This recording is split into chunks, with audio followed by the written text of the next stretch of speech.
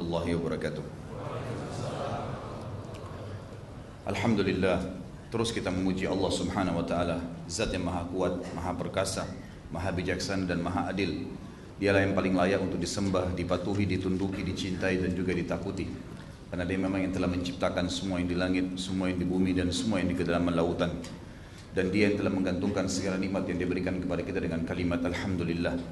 Maka sangat wajar kalau sebagai orang yang beriman sering mengulangi kalimat yang mulia ini.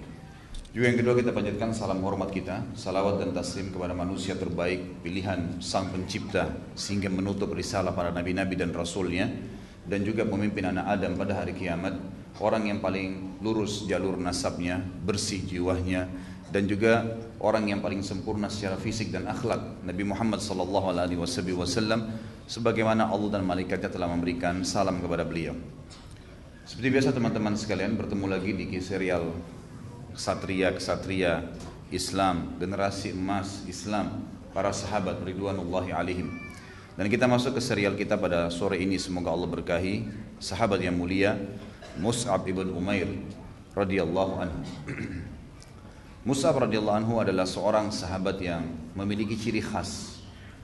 Ciri khasnya dibandingkan dengan sahabat yang lain adalah orang yang sebelum masuk Islam sangat kaya raya dan terkenal berkumpul padanya putihnya kulit yang bersih, wajah yang tampan, pakaian yang selalu bersih, serta minyak wangi yang selalu semerbak. Sampai di Mekah dikenal, kalau seandainya Mus'ab sudah melewati sebuah tempat, maka pastilah masyarakat Mekah secara keseluruhan sepakat mengatakan di sini telah lewat Mus'ab ibn Umair, karena wanginya, minyak wangi yang dipakai dan mahalnya minyak wangi tersebut sehingga memiliki bau khas dan tidak semua orang memilikinya. Sampai Al-Bara' bin Azib radhiyallahu anhu, sahabat Nabi yang lain, pada saat di Mekah dia melihat Mus'ab pertama kali, dia mengatakan, saya pada saat melihat Mus'ab seperti melihat salah satu dari laki-laki ahli surga yang seperti digambarkan oleh Nabi SAW, dari pakaian yang rapi, tampan, bersih, dan segala kelebihan ada padanya. Figur Mus'ab radhiyallahu anhu adalah seseorang yang pantas untuk dijadikan sebagai rujukan dan juga suri tauladan, diidolakan, karena banyak sekali pelajaran yang akan kita ambil dari tokoh kita ini. Pada kali ini saya akan coba membalik metode yang saya gunakan. Biasanya metodenya ad-durus wal ibar, pelajaran-pelajaran dulu yang saya ambil dari kisah tokoh kita. Tetapi kali ini saya akan balik, saya akan masuk ke masalah pribadi Mus'ab radhiyallahu anhu, kemudian baru kita ngambil pelajaran dan juga ibrahnya.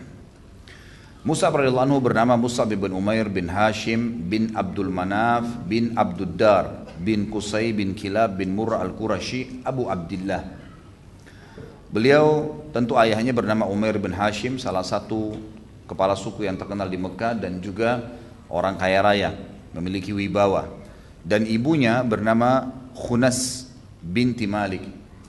Ada tradisi orang-orang jahiliyah dulu teman-teman sekalian, kalau ada wanita lahir dari jalur nasab yang kuat di pandangan mereka, misal ayah ibunya adalah orang-orang yang terkenal, sama jajaran jalur nasabnya, keadaan ekonominya, kepintaran dan kecerdasannya, kelebihan fisiknya, maka anak yang lahir itu nanti, kalaupun perempuan, dia punya kedudukan khusus.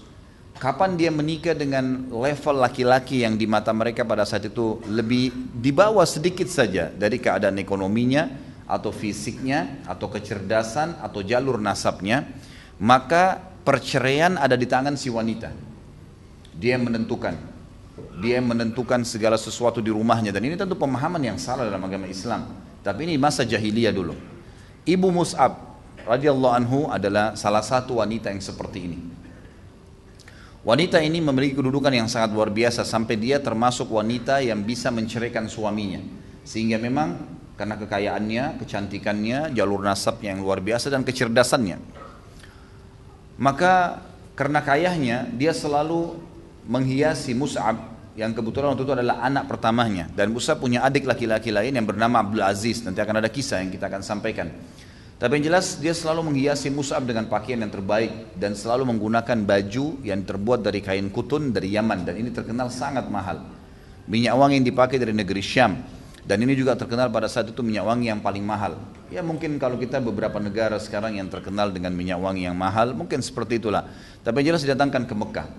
Kemudian sepatu yang dipakai dan segala macam yang berhubungan dengannya, termasuk rambut yang sangat lurus berwarna hitam dan sangat indah disisir rapi ke belakang, sampai menerpa pundak Mus'ab radhiyallahu anhu dengan ketampanannya, dan saking tampannya sampai di perang Uhud nanti Ibnu Qami'ah ini yang telah memukul Nabi Muhammad SAW di perang Uhud, sebagaimana akan saya jelaskan kembali review kisahnya, walaupun sudah pernah kita sampaikan.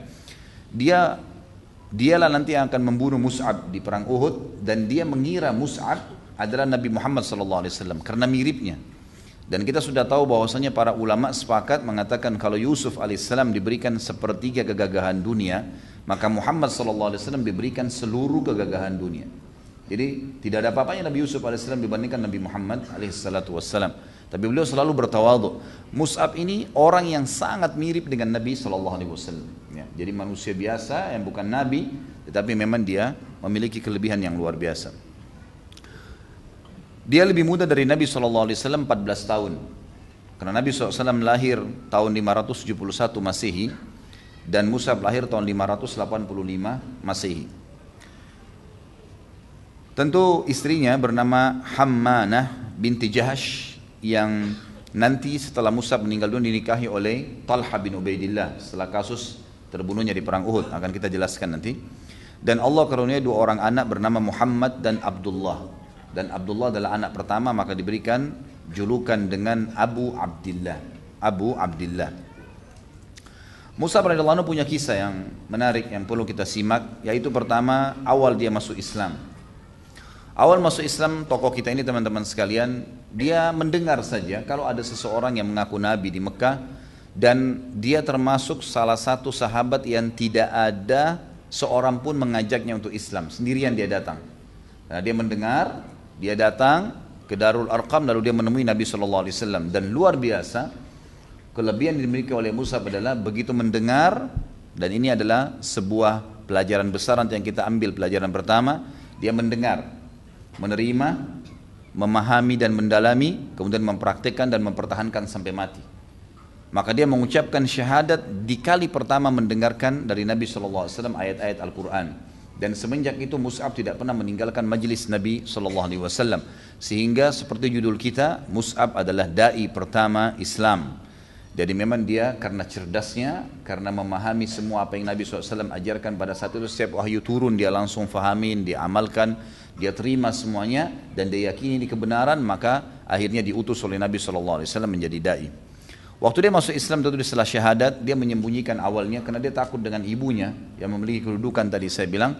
Tapi akhirnya ketahuan juga oleh ibunya, maka oleh ibunya semua fasilitas Mus'ab ditarik. Apapun itu, dari pakaian, dari makanan, dari uang, segala-galanya. Dan Mus'ab itu belum punya pekerjaan. Kemudian dikurung di dalam rumah dan dijaga oleh beberapa bodyguard kalau kita sekarang, dengan badan-badan yang kekar dan siap memukul Mus'ab setiap saat kalau dia mau lari. Sampai akhirnya tentu setelah dia masuk Islam dan dia dihukum seperti ini, datanglah perintah Nabi SAW membolehkan para sahabat untuk hijrah ke Habasyah, Ethiopia, dan beliau pun ikut hijrah. Dan Mus'ab termasuk salah satu sahabat yang hijrah 3 kali. 2 kali ke Habasyah dan 1 kali ke Madinah. Dan ini tentu nanti akan kita sebutkan juga dalam pelajaran kita, ada fadilah hijrah, walaupun sudah saya sebutkan juga di beberapa sahabat kita yang lalu. Yang jelas Mus'ab radhiyallahu anhu memiliki kelebihan yang luar biasa dari manaqibnya, dari kelebihan-kelebihannya. Yang pertama, beliau adalah as-sabiqun al-awwalun ilal Islam. Beliau orang yang pertama masuk Islam. Dan kita tahu orang-orang yang pertama masuk Islam adalah orang-orang yang akan menjadi contoh gitu kan, dan akan memanen pahala orang yang datang setelahnya. Kemudian yang kedua, kelebihan Mus'ab radhiyallahu anhu adalah beliau sabar dalam Islam. Setelah masuk Islam, beliau sabar dan beliau meninggalkan semua kenikmatan dunia walaupun sudah di depan matanya. Karena ibunya cuma mengatakan, tinggalkan agama Muhammad, kau akan dapatkan semua fasilitas. Apapun yang sudah saya kasih, saya akan berikan kembali. Tapi syaratnya tinggalkan. Tapi dia tidak mau dan dia terima untuk supaya dipukul, dihukum, disiksa, gitu kan. Dan ini teman-teman yang pegang buku bisa melihat dari halaman 70 sampai halaman 74 tentang kisah masuk Islamnya Mus'ab radhiyallahu anhu dan rentetan kisah bagaimana dia dihukum oleh ibunya. Tentu Mus'ab ini, jangankan Al-Bara' tadi radhiyallahu anhu yang berkata tentang kelebihan Mus'ab masalah sebelum Islam ya. Nabi kita Muhammad sallallahu alaihi wasallam sampai menjadi sebuah hadis menyebutkan tentang bagaimana Mus'ab pada saat transisi dari sebelum Islam sampai menjadi Islam. Kata Nabi SAW, "Ma ra'aitu bi Makkah ahadan ahsanul lummatan." Saya tidak pernah lihat ada orang yang lumma ini sebenarnya lebih tepat yang paling putih, paling gagah, paling kekar, gitu kan, paling nyaman untuk dilihat, semuanya masuk di situ.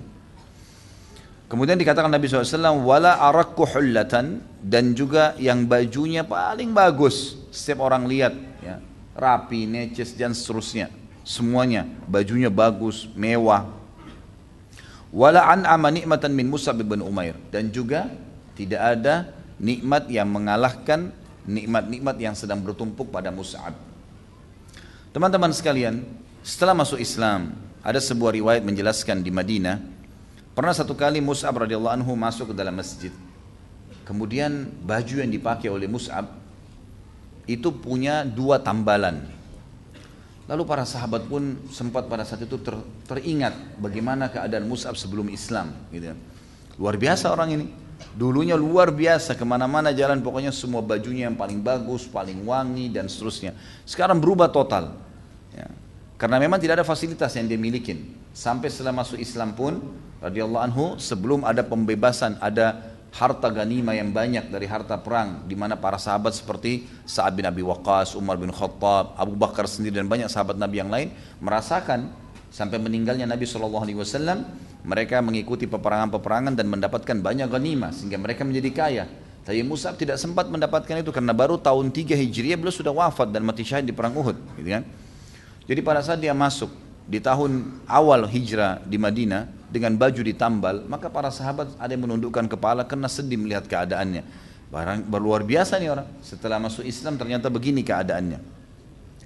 Pada saat itu Nabi SAW melihat keadaan mereka dan beliau sempat bertanya, ya, itu teman-teman bisa lihat, saya sempat tandain di buku kita ini di halaman 76.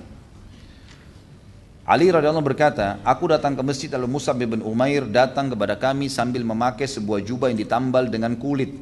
Padahal sebelum itu dia termasuk pemuda Mekah yang paling makmur dan hidup dalam kemewahan. Ketika Nabi SAW melihatnya, beliau menangis. Nabi SAW menangis karena teringat kenikmatan masa lalu Mus'ab dan beliau melihat keadaannya saat itu sehingga kedua mata beliau meneteskan air mata. Kemudian beliau berkata, dari sini Nabi SAW berkata karena melihat Mus'ab, tapi bertanya kepada semua sahabat. Sebelum saya jelaskan teman-teman sekalian tentang masalah riwayat ini nantinya, perlu antum tahu ya, sangat wajar terjadi kalau seseorang dari masa jahiliyah segala sesuatu tentu foya-foya, gitu kan. Mungkin dari sisi penampilan harus menggunakan baju bermerek misalnya. Kalau kita sekarang begitulah, anak-anak muda harus yang bermerek misalnya, minyak wanginya juga harus yang bermerek. Topinya, dompetnya, sepatunya, kaos kaki pun mungkin ada kaos kaki yang sama kualitas harga 15.000 tapi karena tidak bermerek nggak dibeli, yang bermerek yang 700.000 dibeli misalnya.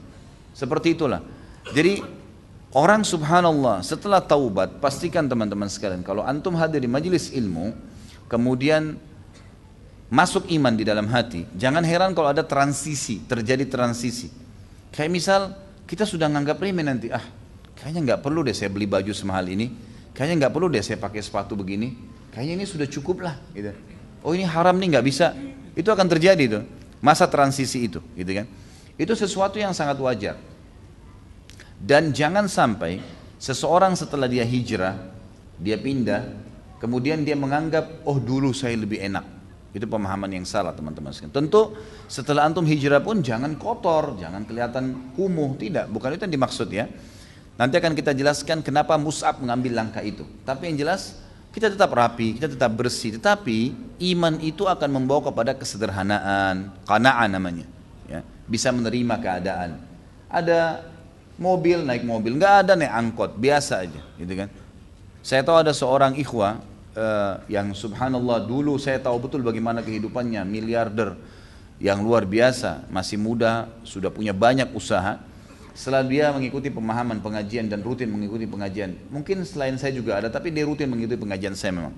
Saya tahu betul secara pribadi, subhanallah, sampai semua kendaraannya sekarang dijual karena memang dia harus membayar utang-utang riba ada di bank, dan sekarang dia sewa mobil yang sangat tua gitu. Saya baru ketemu aja kemarin gitu kan, di salah satu kota di Indonesia, tidak usah saya sebutkan. Kemudian saya ketemu, lalu saya heran melihat dia dengan perubahan yang luar biasa, dari pakaian yang sederhana tapi tetap bersih dan rapi gitu kan. Penampilan yang dulunya tidak pernah pelihara jenggot, sekarang sudah berjenggot. Dengan penampilan mobil yang dia sewa, dulunya pakai mobil Alphard, setiap datang kalau temuin saya, tiba-tiba berubah sekarang sewa mobil. Saya tanya, di mana mobilnya akh? Dia bilang, sudah saya jual semua Ustaz. Kenapa? Ya karena saya melihat riba, walaupun saya pakai mobil bagus, tapi itu utang semuanya. Dan akhirnya menjadi masalah buat saya. Bahkan setelah saya jual semua, ada mungkin 4-5 mobil, semua masih belum bisa nutupin. Tapi ucapan lisannya, alhamdulillah Ustaz, ada ketenangan jiwa yang tidak pernah saya rasakan dulu. Dulu cuma selalu bawaannya sombong, bangga-banggaan, selalu yang dibicarakan sama teman-teman tuh materi-materi saja. Mobil ini keluar tahun baru nih, model ini yang baru keluar, terus bersaing, dijual lagi mobil tersebut, ganti lagi dengan mobil yang sama, hanya karena beda tahunnya. Pakaian diikutin perkembangannya, segala macam lah hal yang berhubungan dengan duniawi. Ternyata ini teman-teman sekalian bukan terjadi sekarang, waktu kita saja. Di zaman Nabi SAW terjadi. Dan renungi apa yang Nabi SAW katakan kepada para sahabatnya tentang masa transisi ini setelah melihat Mus'ab. Kata beliau, antumul yawma khairun am idha gudhiya ahadikum bijafnatin min khubsin walaham.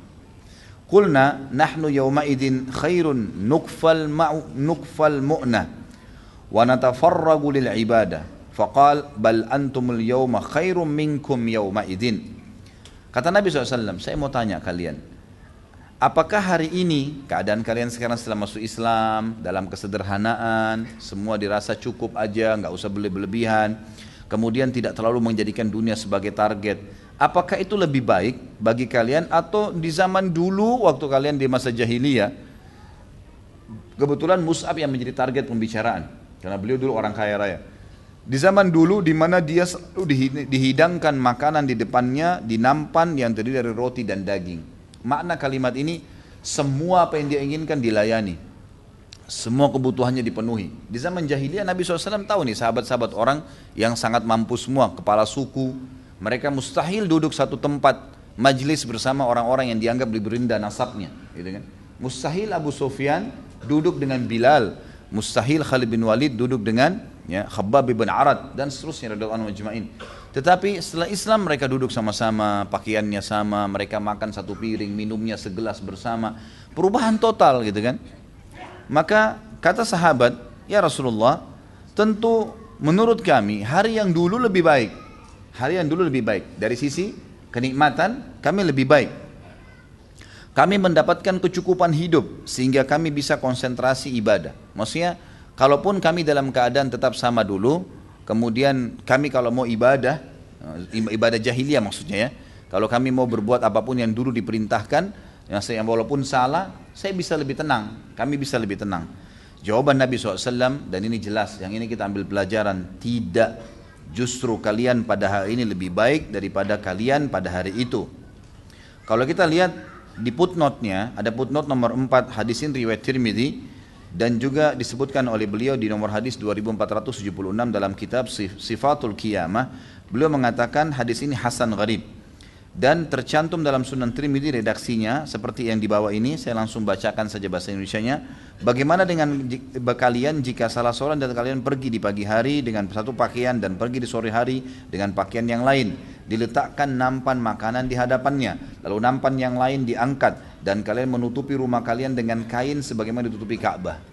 Maksudnya adalah waktu dulu kalian jahiliyah, kalau setiap keluar pagi pakai baju lain, siang bajunya lain, sore bajunya lain, gonta-ganti baju, dan malu kalau pakai baju yang sama misalnya. Zaman dulu. Kemudian kalian selalu diletakkan makanan di hadapan kalian, gonta-ganti nampannya. Kalau yang piring yang dipakai makan pagi lain, makan siang lain, makan malam lain, dibeda-bedain warnanya, karena memang ini maksudnya kelebihan materi yang dimiliki. Dan kalian menutupi rumah kalian dengan kain seperti kain Ka'bah. Maksudnya memperindah rumah kalian sampai seperti Ka'bah, orang kagum karena ada kiswahnya. Mereka menjawab, wahai Rasulullah, kami hari itu lebih baik daripada keadaan kami hari ini. Kami bisa konsentrasi ibadah dan mendapat kecukupan hidup. Maka kata Nabi SAW, tidak, kalian hari ini lebih baik daripada keadaan kalian di hari itu. Baik, kenapa secara khusus saya pilih hadis ini teman-teman? Karena saya yakin kalau antum beli bukunya, mungkin tidak faham kalau tidak dibaca ini hadisnya. Karena ini seakan-akan sebuah penyampaian yang butuh penjelasan memang. Yang dimaksud dari sabda Nabi SAW di sini, beliau ingin memotivasi para sahabat dan juga memotivasi kita semua umatnya membaca riwayat ini. Kalau setelah hijrah dan keadaan kita akhirnya menjadi lebih menerima keadaan, lebih merendah, sudah tidak mau lagi jor-joran sama orang, bersaing pada hal-hal yang haram. Semua transisi perubahan itu, ketahuilah itu lebih baik, kata Nabi SAW. Kenapa lebih baik?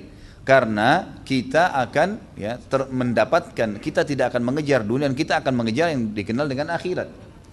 Dan ini bentuk kasih sayang Allah kepada orang-orang yang beriman. Mereka tidak akan berlebihan.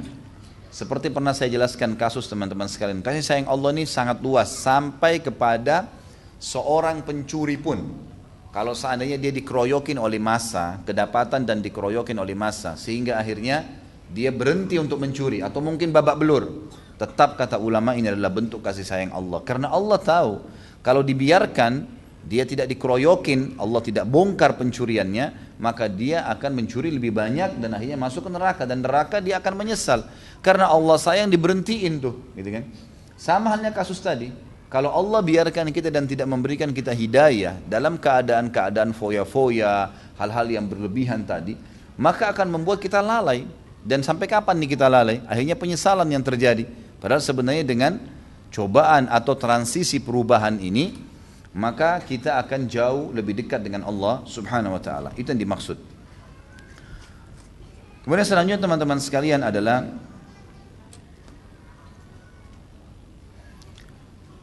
tentu kelebihan saya bilang tadi manaqibnya Mus'ab ya. Yang pertama beliau adalah orang yang pertama masuk Islam, yang kedua beliau sahabat dalam Islam dan beliau meninggalkan semua kenikmatan dunia.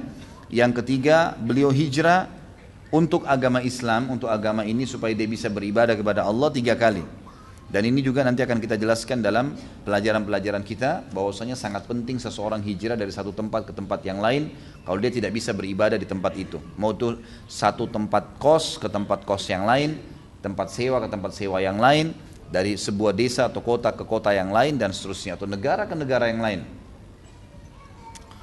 Kemudian Mus'ab bin Umair yang keempat adalah setelah dia hijrah 3 kali, beliau memposisikan diri menjadi orang yang bisa meneruskan dakwah Nabi Muhammad SAW. Ini yang jadi target dakwah Nabi Muhammad SAW.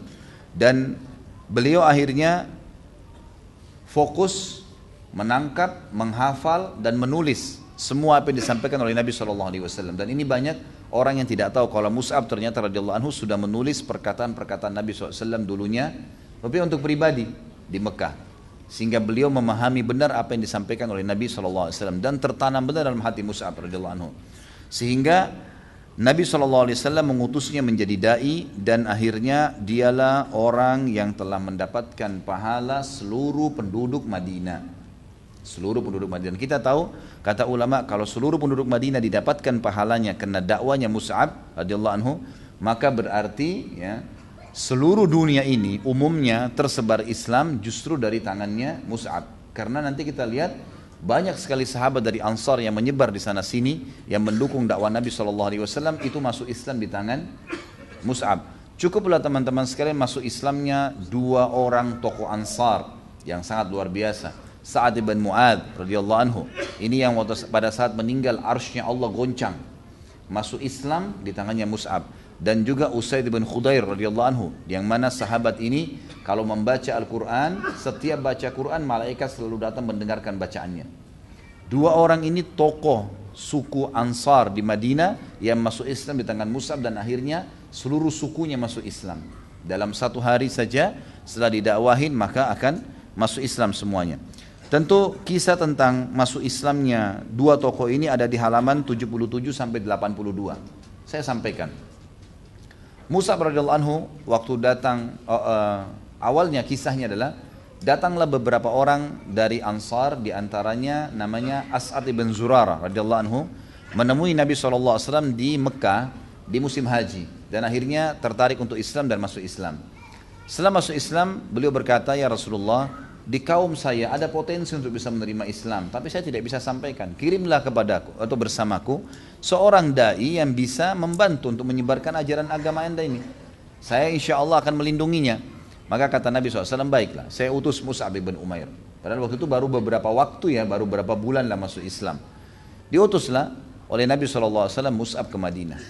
Begitu tiba di Madinah, Mus'ab radhiyallahu anhu mengatur strategi dan bertanya kepada As'ad bin Zurarah, di mana atau siapa saja kepala-kepala sukunya nih. Diberikanlah nama si fulan, diantaranya Sa'ad bin Mu'ad, Usaid bin Khudair, Sa'ad bin Ubadah, ini semua disebutkan nama-namanya. Maka Mus'ab menjadikan mereka sebagai target dengan cara. Dalam riwayat di halaman 77 sampai 82 disebutkan, Sa'ad bin Mu'ad mendengar kalau As'ad bin Zurarah membawa tamu dan menjadi dai. Lalu kemudian tersebar berita kalau dia melarang untuk menyembah berhala. Lalu Sa'ad pun mengutus Usaid bin Khudair dan berkata, coba kamu lihat ke sana, cari tahu informasi orang ini. Dan usir mereka dari Madinah, termasuk As'ad usir, karena As'ad ini bukan kepala suku, gitu kan? Usir saya dari Madinah kalau dia buat kekacauan. Datanglah ya, Usaid bin Khudair radhiyallahu anhu ini sebelum masuk Islam kepada Mus'ab dan As'ad dan berkata, apa yang kalian lakukan nih? Mengacaukan Madinah, mau memisahkan antara keluarga, memecahkan suku-suku kami. Keluarlah kalau kalian masih mau hidup, gitu ya. Mus'ab radhiyallahu anhu sebagai dai memiliki sifat yang hakim. Nanti akan kita sebutkan di pelajaran-pelajaran bagaimana menjadi dai yang benar. Di antaranya pelajaran diambil dari Mus'ab radhiyallahu anhu. Beliau mengatakan, tidakkah anda duduk dulu mendengarkan, kalau seandainya apa yang saya sampaikan ini bagus, terimalah. Kalau tidak bagus, pastikan saya langsung tinggalkan Madinah. Ya. Maka kata Usaid bin Khudair, pilihan yang menarik, tidak masalah, bijak. Duduklah Usaid bin Khudair dan Mus'ab bin Umair cuma membacakan ayat-ayat Al-Quran. Karena pada saat itu mereka sudah faham artinya. Dibacakanlah Allah berfirman, mengutus Rasulnya namanya Muhammad SAW di Mekah, dan ini ayat-ayatnya dibacakan. Tidak lama kemudian Usaid bin Khudair tertarik dan mengatakan, sungguh indah perkataan-perkataan ini. Bagaimana caranya supaya menganut agama kalian? Kata Mus'ab dan As'ad bin Zurarah, engkau kalau mau mandi lebih baik mensucikan diri, kemudian kamu mengucapkan 2 kalimat syahadat dan kami akan ajarkan engkau bagaimana sholat 2 rakaat setelah itu. Maksudnya belajar. Karena waktu itu tentunya teman-teman sekalian sholat semuanya masih 2 rakaat ya. Subuh, duhur, asar, maghrib, isya semua masih 2 rakaat. Awal dakwanya Mus'ab. Ya, dan ini nanti setelah selesai perang atau transisi perang Badar, barulah turun perintah puasa Ramadan, kemudian perubahan jumlah-jumlah sholat, dan ini bisa diikuti di materi sirah. Sudah saya sampaikan panjang lebar tentang masalah itu. Lalu kemudian Usaid pun radhiyallahu anhu masuk Islam. Dan Usaid ini sudah pernah saya sebutkan kisahnya, saya reviewkan kembali. Beliau semenjak itu mulai belajar Al-Quran dengan Mus'ab, lalu kemudian memiliki suara yang sangat indah. Sampai kalau dia membaca itu, kudanya selalu mengikuti. Ya, di sebelahnya itu kudanya kelihatan tenang pada saat dia baca Al-Quran. Orang-orang di sekitarnya sampai anak-anak kecil pun duduk mendengarkan bacaan kalau Usaid membaca karena indahnya suaranya. Satu malam beliau lagi kepanasan gerah di rumahnya, kemudian beliau ingin membaca Al-Quran di luar rumahnya. Begitu dia duduk di halaman rumahnya lalu dia membaca Al-Quran, tiba-tiba kudanya sempat merontak. Kemudian dia berhentikan bacanya, lalu dia lihat ke arah kudanya nggak apa-apa, berhenti diam gitu, nggak marah, nggak ngamuk lagi, nggak bergerak lagi. Terus tiba-tiba dia ulangin lagi bacaan, dilanjutkan, terjadi lagi sama kudanya. Dia berhenti baca, kudanya juga berhenti, sampai 3 kali. Lalu dia mengatakan, tiba-tiba mata saya angkatkan ke langit, lalu saya melihat. Ya, Usaid bin Khudair berkata, saya mengangkat mata saya ke langit, saya menemukan ya beberapa cahaya putih menembus langit. Maka saya pun segera mendatangi Nabi SAW. Dalam masjid lalu berkata, ya Rasulullah, kejadian seperti ini. Kata Nabi SAW, demi Allah wahai Usaid, kalau seandainya kau membaca Al-Quranmu sampai pagi, sampai terbit matahari, niscaya para penduduk Madinah akan melihat malaikat yang datang mendengarkan bacaanmu. Kenapa kok bisa seperti ini? Kenapa kok bisa sampai pagi malaikat akan terlihat? Kata ulama hadis, maksudnya adalah karena indahnya suaramu, sampai malaikat walaupun manusia-manusia lain juga lewat, dia tetap tidak akan berhenti mendengarkan bacaanmu. Selama kau tidak berhenti, maka dia akan kelihatan di sebelahmu. Orang semua akan bisa melihatnya. Jadi luar biasa nih bacaan Al-Quran. Dan ini masuk Islam di tangan Mus'ab radhiyallahu anhu. Yang jelas nanti ada kisah sendiri tentang beliau tentunya. Kemudian Usaid berkata radhiyallahu anhu, wahai Mus'ab, wahai As'ad, di sini di Madinah ada satu kepala suku. Kalau kalian bisa membuatnya menganut agama ini, maka pastikan satu Madinah semua masuk agama Islam. Kata Mus'ab, siapa itu? Kata Usaid, Sa'ad bin Mu'adz, dan saya akan membuatnya datang ke sini. Lalu Usaid pun pulang menemui Sa'ad bin Mu'adz. Sa'ad bin Mu'adz mengatakan waktu itu mereka tahu Allah ya, tapi musyrik. Mereka musyrik. Mereka mengatakan, demi Allah wahai Usaid, kamu pulang bukan dengan wajah pada saat kau pergi. Sekarang kau berseri-seri. Ada apa nih? Lalu kata Usaid, sesungguhnya suku-suku Arab yang ada di Madinah akan mengganggu sepupumu. Asad ibn Zurarah kebetulan sepupunya Sa'ad ibn Mu'adz. Dan kemungkinan karena mereka membenci dakwanya sebagaimana kau membenci dakwah mereka, maka mereka akan memeranginya. Dan masa kamu tega sepupumu akan dibunuh oleh suku-suku Arab, gitu kan? Cobalah kamu lihat di sana. Lalu Sa'ad bin Mu'adz mengatakan, baiklah kalau gitu, saya akan datang dan membelahnya.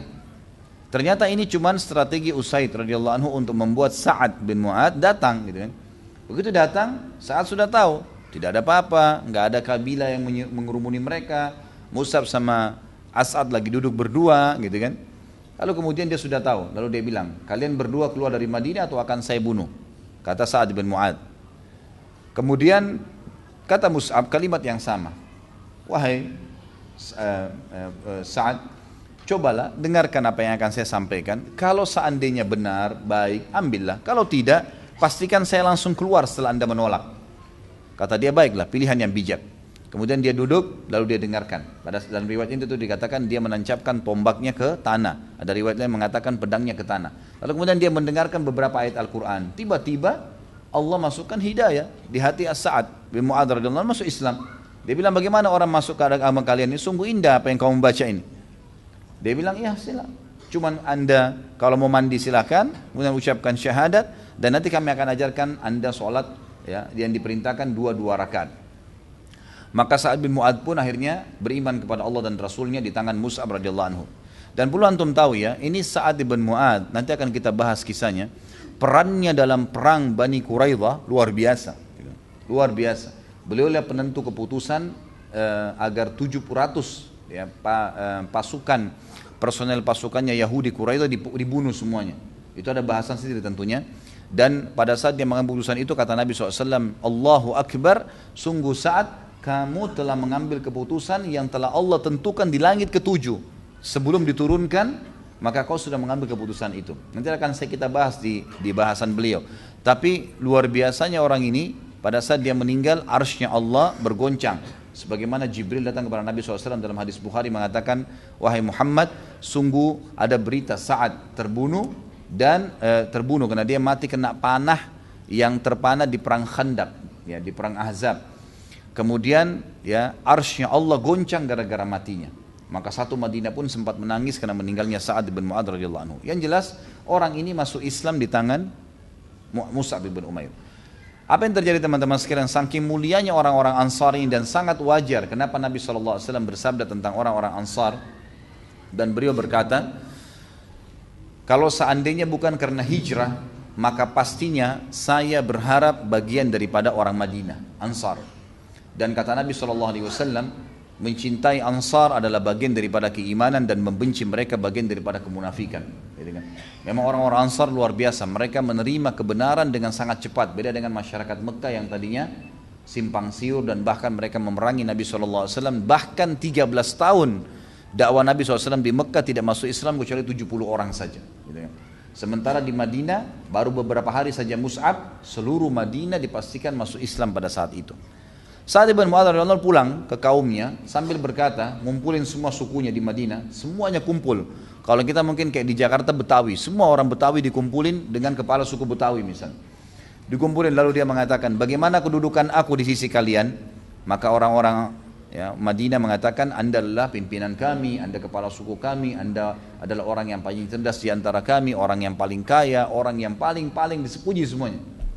Kata Sa'ad radhiyallahu anhu, kalau begitu kedudukan saya di mata kalian, pastikanlah wajah saya haramkan dengan wajah kalian sampai kalian beriman kepada Allah dan Rasulnya. Maka tiba-tiba pada saat itu belum tiba sore kecuali semuanya sudah syahadat. Satu Madinah, gitu kan? Dan ini adalah jasa daripada Mus'ab bin Umair radhiyallahu anhum.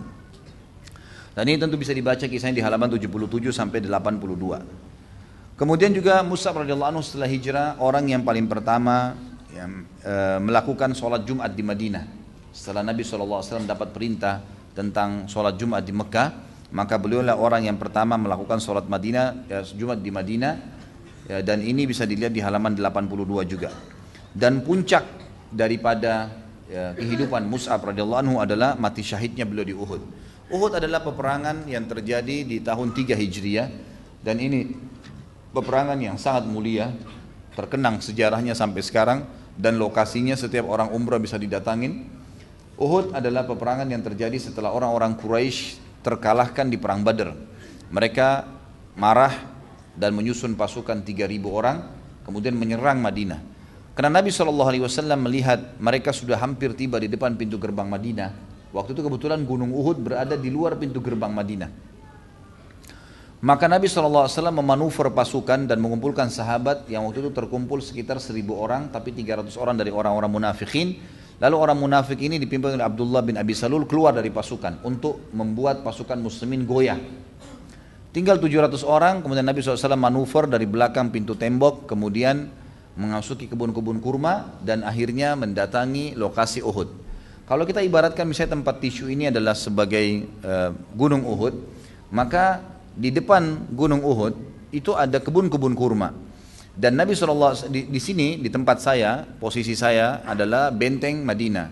Dan yang mungkin tulisan nama ini adalah pasukan orang-orang kafir Quraisy sudah menghadap ke Madinah dan sudah akan menyerang pintu gerbang Madinah, gitu kan? Nabi SAW memanuver pasukannya dari di belakang Uhud sampai di kebun-kebun kurma, kemudian akhirnya tiba-tiba berada di sebelah, di sisi timurnya pasukan Quraisy. Maka Quraisy pun akhirnya tidak jadi menyerang Madinah dan mereka membalik ya pasukan mereka untuk menghadapan dengan Nabi SAW. Di sekitar Uhud ada bukit kecil namanya Jabal Rumat, gunung yang kecil yang memang ditaruh oleh Nabi SAW 50 pemanahnya dan dipimpin oleh Abdullah bin Jubair radhiyallahu anhu. Nabi SAW dipesan jangan turun dari gunung ini sampai ada instruksi dari saya, menang atau kalah. Ringkas cerita, mereka melakukanlah perintah Nabi SAW dan pada saat itu nanti akan kita jelaskan di perannya Hamzah radhiyallahu anhu dalam perang Uhud. Beliau bersama dengan Ali bin Abi Thalib dan Zubair bin Awam radhiyallahu anhu majma'in sepakat untuk menjatuhkan benderanya orang-orang Quraisy karena pasukan muslimin 700 orang, 50 di atas bukit pemanah, 650 di kancah peperangan. Pasukan Quraisy 3.000, 2.800 di kancah peperangan, 200 ada di sebuah lembah dipimpin oleh Khalid bin Walid untuk memantau peperangan dari jauh. Jadi 2.800 bertemu dengan 650 nggak berimbang. Strategi yang terbaik adalah Hamzah radhiyallahu anhu meminta izin kepada Nabi SAW untuk menyerang pemegang bendera Quraisy. Maka Nabi SAW izinkan. Pergilah 3 orang ini, kemudian mereka menyerang. Sampai akhirnya berhasil menemukan pemegang bendera dan dibunuh. Dan terus Hamzah radhiyallahu anhu membunuh sampai 11 orang. Dari pemegang bendera dan bendera Quraisy jatuh. Yang membuat 2.000 lebih pasukan tadi bubar semua. Ya, mereka menganggap walaupun jumlahnya banyak kalah karena pemegang bendera sudah jatuh semua. Ringkas cerita, waktu semuanya bubar 2.800 pasukan Quraisy berlarian sampai para sahabat menggambarkan kami melihat kancah peperangan kosong dan kendi-kendi harta-harta mereka semua bergeletakan di padang pasir serta perempuan-perempuan mereka menaiki bukit-bukit karena mereka biasanya perempuan tidak ditinggal dalam kancah peperangan walaupun kalah. Tapi ini saking kocar kacirnya sampai mereka membiarkan wanita mereka melarikan diri sendiri ke atas gunung-gunung. Lalu kemudian dari 50 pemanah ini ada 43 yang turun. Sudah diingatkan oleh Abdullah bin Jubair radhiyallahu anhu jangan turun. Rasulullah SAW wasiatkan. Enggak, tetap turun. Turunlah mereka. Pada saat mereka turun, kemudian terjadilah 200 pasukan orang-orang Quraisy yang dipimpin Khalid bin Walid berada di sebuah lembah memanuver ya keadaan mereka naik ke atas bukit membunuh 7 orang yang tersisa lalu menyerang dari belakang. Sisa pasukan muslimin yang 650 yang menyerang, yang mengejar pasukan Quraisy yang 2000 lebih, dikejar oleh Khalid bin Walid dari belakang dan mendirikan kembali bendera. Sehingga pasukan di tengah-tengah yang 650 ini terhimpit. Dari belakang diserang dengan 200, dari depan 2000 lebih itu kembali menyerang karena melihat bendera berdiri lagi. Ringkas cerita, banyaklah terjadi korban-korban di situ. Pada saat itu terjadi korban-korban yang sangat banyak karena dari 70 dari 600 dari 700 orang 70 orang mati syahid. 70 orang mati syahid, di antaranya adalah Mus'ab radhiyallahu anhu. Beliau mati syahid di sini. 70 orang mati syahid, dan sebab mati syahidnya adalah karena kasus tadi. Adanya 43 pemanah yang turun dan tidak mau mengikuti perintah Nabi SAW. Tentu ini pelanggaran dengan hikmah Allah Subhanahu Wa Taala. Ringkas cerita teman-teman sekalian, beradalah pasukan di tengah-tengah, pasukan muslimin di tengah-tengah, dan mereka terhimpit. Bahkan sampai saking kacaunya, ada pasukan muslim yang sempat membunuh muslim yang lain. Karena sudah kacau balau, sulit membedakan, terserang dari belakang, terserang dari depan. Dan dari 630 pasukan yang tersisa, ya, 70 orang mati syahid, itu semuanya luka. Dan yang minimal ya, di antara mereka yang punya luka itu 7 luka sabetan pedang di tubuhnya, gitu kan. Ini luar biasa ini, gitu kan, sakit luar biasa gitu. Kemudian terjadilah teman-teman sekalian pada saat itu luka-luka yang parah sampai Nabi SAW terdesak ke Gunung Uhud, dan Mus'ab bin Umair pada saat itu tetap memegang bendera. Datanglah Ibnu Qami'ah. Ibnu Qami'ah ini sebenarnya dia sudah datang ke arah Nabi SAW, kemudian sempat memukul Nabi SAW. Jadi Nabi SAW berada dalam sebuah lubang, ya. Lubang ini dibuat oleh Abu Amir namanya. Abu Amir al-Fasiq ini, dia memang dulu mau menjadi raja di Madinah, tapi karena datang Islam, orang-orang menolak dia menjadi raja karena dianggap dia tidak mau masuk Islam. Sakit hati waktu dia dengar pasukan Quraisy tiba di Uhud, dia buat lubang-lubang. Tujuannya agar orang Islam terjerumus jatuh di situ, ditaruh dengan pelapa-pelapa kurma, dan memang Nabi SAW jatuh di lubang itu. Waktu jatuh, datang Ibnu Qami'ah, lalu menghantam Nabi SAW dengan pedang ke pundak kanan beliau dan kesakitan sampai sebulan. Gitu kan, kata Nabi SAW, saya rasakan sakitnya sebulan. Lalu mengambil lagi pedangnya dan diayunkan dengan keras ke arah pipi Nabi SAW, sehingga membuat besi dari topi Nabi SAW melengket di pipi beliau. Dan ini sudah kita jelaskan di kisah Talha bin Ubaidillah radhiyallahu anhu pada saat beliau mengeluarkan 2 besi itu dengan giginya sampai gigi Talha tanggal, gitu kan. Kemudian juga bibir beliau sempat memar, geram beliau pecah, dan kening beliau sempat berdarah. Ringkas cerita, Ibnu Qami'ah ini dengan beberapa teman-temannya menyerang Nabi SAW sementara sahabat lagi kocar-kacir. Sampai datang Talha, datang beberapa sahabat diantaranya Abu Bakar, Umar, membela Nabi SAW. Barulah Ibnu Qami'ah ini menyingkir. Waktu dia menyingkir, sementara dia mau bergabung dengan pasukan, dia kaget melihat ada orang persis dengan Nabi SAW karena rambutnya sama. Rambut Nabi SAW dibiarkan sampai ke pundaknya dan tidak diikat, dibiarkan terbuka. Dan kalau dikena angin tertiup, gitu kan, kelihatan. Menggunakan baju jubah yang berwarna putih, memegang bendera muslimin. Maka dia mengira Nabi SAW. Lalu kemudian dari belakang dia menyabet tangan Mus'ab radhiyallahu anhu yang kanan, sehingga bendera tadi jatuh, hampir jatuh. Tapi Mus'ab radhiyallahu anhu sempat menangkap dengan tangan kirinya. Cuman karena darah mengucur dan kesakitan, maka Ibnu Qami'ah kembali lagi memotong tangan kiri Mus'ab radhiyallahu anhu, dan akhirnya bendera tersebut hampir jatuh, dan oleh Mus'ab dipegang dengan sisa tangannya radhiyallahu anhu. Kemudian datang Ibnu Qami'ah dan menusuk dadanya sehingga Mus'ab mati syahid. Mus'ab radhiyallahu anhu mati syahid. Jatuhlah dia dan dia menyebarkan berita, aku telah membunuh Muhammad. Aku telah membunuh Muhammad. Padahal sebenarnya dia sudah lihat tadi Nabi SAW pertama, tapi karena miripnya dengan Nabi SAW sampai dia mengira Nabi keluar dari lubang dan sekarang pegang bendera, dan dia membunuhnya. Maka Abu Sufyan sempat pada saat itu mengatakan, sungguh ya, aku lebih percaya kepada Umar daripada Ibnu Qami'ah. Pada saat pasukan muslimin sudah luka semua, maka Abu Sufyan datang ke dekat Gunung Uhud lalu berkata, apakah ada Muhammad? Diam mereka. Apakah ada Abu Bakar? Mereka diam. Apakah ada Umar? Mereka diam. Lalu Nabi SAW mengatakan, jawablah. Maka berkata Umar, mereka semua masih hidup. Maka pada saat didengar suara Umar, kata Abu Sufyan, demi Allah, kau Umar lebih saya percaya daripada Ibnu Qami'ah, pasti Muhammad masih hidup. Tapi ringkas cerita teman-teman sekalian, terbunuhlah tokoh kita Mus'ab bin Umair dalam perang Uhud ini, dan akhirnya mati syahid. Ini kurang lebih kisah tentang Mus'ab radhiyallahu anhu, dan kita masuk sekarang ke masalah ad-durus wal ibar, pelajaran-pelajaran yang kita bisa ambil daripada kisah tokoh kita ini. Yang pertama teman-teman sekalian adalah tidak menunda hidayah yang sudah ada di depan mata. Dan ini sudah menjadi tradisi umumnya sahabat. Mereka kalau lihat kebenaran langsung diikutin. Kayak antum misalnya dengar di pengajian nih, oh ada informasi yang positif tentang apa yang bisa membuat kok saya rasanya lebih mau berubah mau beribadah, mau meninggalkan dosa, maka itu segera dirangkul, itu tanda hidayah. Dan mereka tidak pernah menunda masalah itu, termasuk tokoh kita Mus'ab bin Umair yang baru pertama kali mendengarkan dakwah, kemudian dia langsung menerima, mendalaminya, kemudian menyebarkannya, sampai akhirnya seluruh penduduk Madinah dan menyebar ke seluruh dunia Islam yang telah diterima di tangan Mus'ab bin Umair. Yang kedua teman-teman sekalian, adanya, dan ini yang saya ingin titik beratkan, adanya fadilah dan perintah untuk berdakwah dan menjadi da'i. Dan ini kita lihat dari perilaku Nabi SAW pada saat menunjuk Mus'ab radhiyallahu anhu. Dan kita dengarkan sama-sama ayat-ayat Al-Quran yang memerintahkan masalah itu. Yang pertama, surah Al-Ahzab, surah nomor 33 ayat 45 sampai 48. A'udzubillahi minasyaitonirrajim. Al-Ahzab 33 ayat 45 sampai 48. Tentu ini enggak ada di buku antum ya. Ini tambahan. Pelajaran-pelajaran ini adalah tambahan. Semua pelajaran yang kita pelajari dari awal sahabat Abu Bakar sampai sekarang, Mus'ab bin Umair radhiyallahu anhu, ini durus wal ibar tidak ada di dalam buku kita. Tapi saya coba susunkan. Makanya kalau yang mau nulis silahkan ya.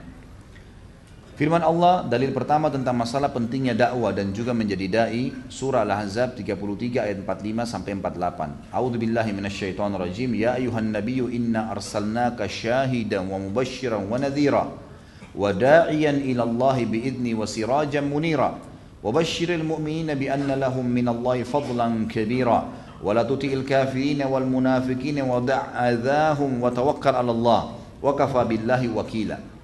Artinya, hai Nabi, sesungguhnya kami benar-benar mengutusmu sebagai saksi dan pembawa berita gembira bagi orang-orang yang beriman, juga pembawa peringatan dan ancaman bagi orang-orang yang melanggar.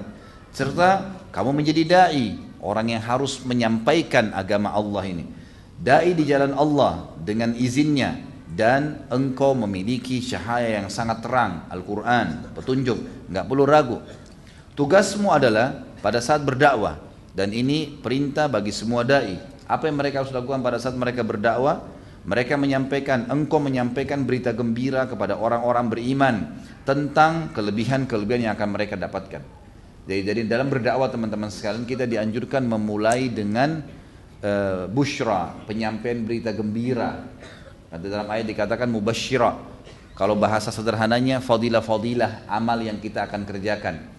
Ini sholat akhi, sholat ukhti, dapatnya ini loh. Puasa, dapatnya ini loh. Begitu, disampaikan berita-berita gembira kepada mereka. Jangan dimulai dengan ancaman. Ancaman itu hanya akan dilakukan setelah berita gembira ditolak. Jadi selalu kita sampaikan tentang fadilah perbuatan amal yang sedang diinginkan. Allah mengatakan itu. Sampaikan berita gembira kepada orang-orang beriman tentang apa yang dijanjikan buat mereka. Dan dalam berdakwah, jangan pernah kau mengikuti orang-orang kafir dan orang-orang munafik, dan tinggalkan saja semua omong kosong mereka, serta bertawakallah kepada Allah. Sesungguhnya Allah ya sudah menjadi cukup sebagai wakil atau penolong untukmu. Jadi di sini kalau dalam berdakwah pasti akan banyak orang ngomong tuh, itu garis keras, itu fundamentalis, itu ini, itu teroris, itu segala, nggak usah peduli. Dan tetap aja berdakwah, sampaikan tentang kebenaran yang Allah Subhanahu wa taala telah perintahkan kepada kita. Dalil yang kedua adalah surah An-Nahl, surah nomor 16 ayat 125. A'udzu billahi minasyaitonir rajim. Ud'u ila sabili rabbika bil hikmati wal mau'izatil hasanah wajadilhum billati hiya ahsan. Inna rabbaka huwa a'lamu biman dhalla 'an sabili wa huwa a'lamu bil muhtadin. Berdakwalah engkau hai Muhammad di jalan Tuhanmu dengan hikmah. Hikmah itu dengan bijaksana. Sebagian ulama mengatakan makna hikmah adalah wad'u syai'in fi mawdi'ihi, meletakkan segala sesuatu pada tempatnya. Jadi kita tahu kapan kita menegur, kapan kita menyapa, kapan kita mengingatkan, kan gitu. Mungkin tidak cocok kalau orang mengingatkan sesuatu, orang baru bangun tidur misalnya, atau orang dalam keadaan emosi yang sangat tinggi, gitu kan. Atau mungkin dia lagi suka-sukanya dengan kemaksiatan yang sedang dia kerjakan, gitu kan. Jadi memang ada peletakan sesuatu pada tempatnya. Kita tahu kapan kita harus berdakwah gitu.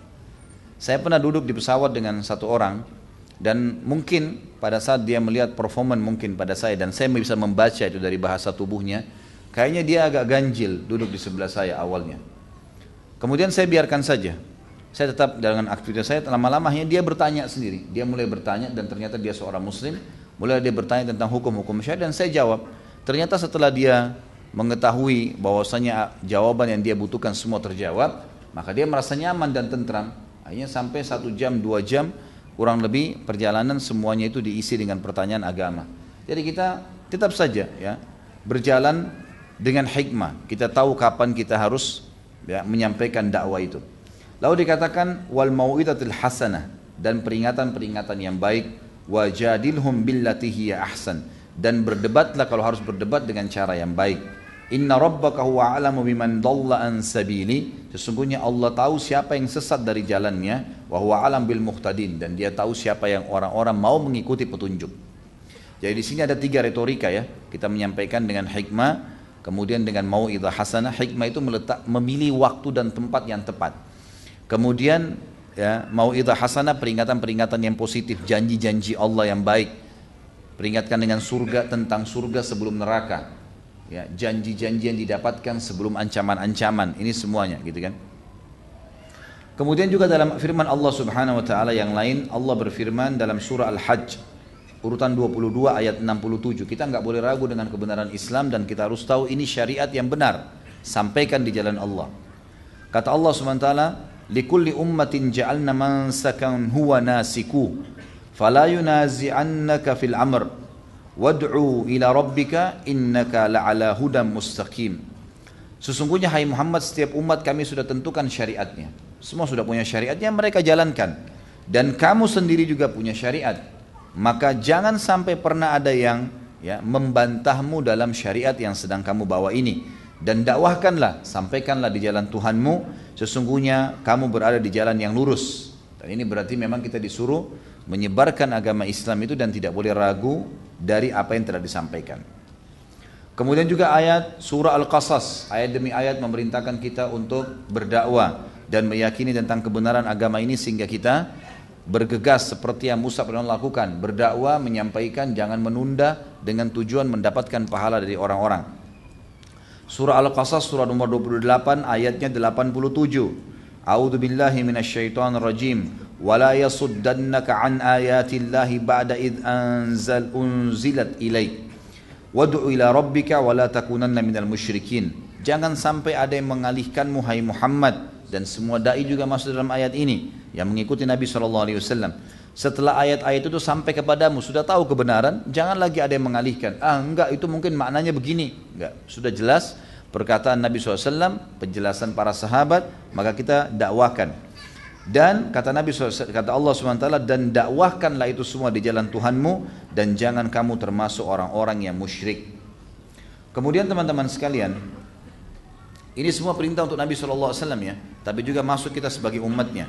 Dalil terakhir ayat Al-Quran tentang perintah Allah kepada Nabinya Muhammad SAW adalah surah Asy-Syura, surah nomor 42 ayat 14-15. A'udzu billahi minasyaitonir rajim. Wa ma tafarraqu illa min ba'di ma ja'ahumul ilmu baghyan bainahum.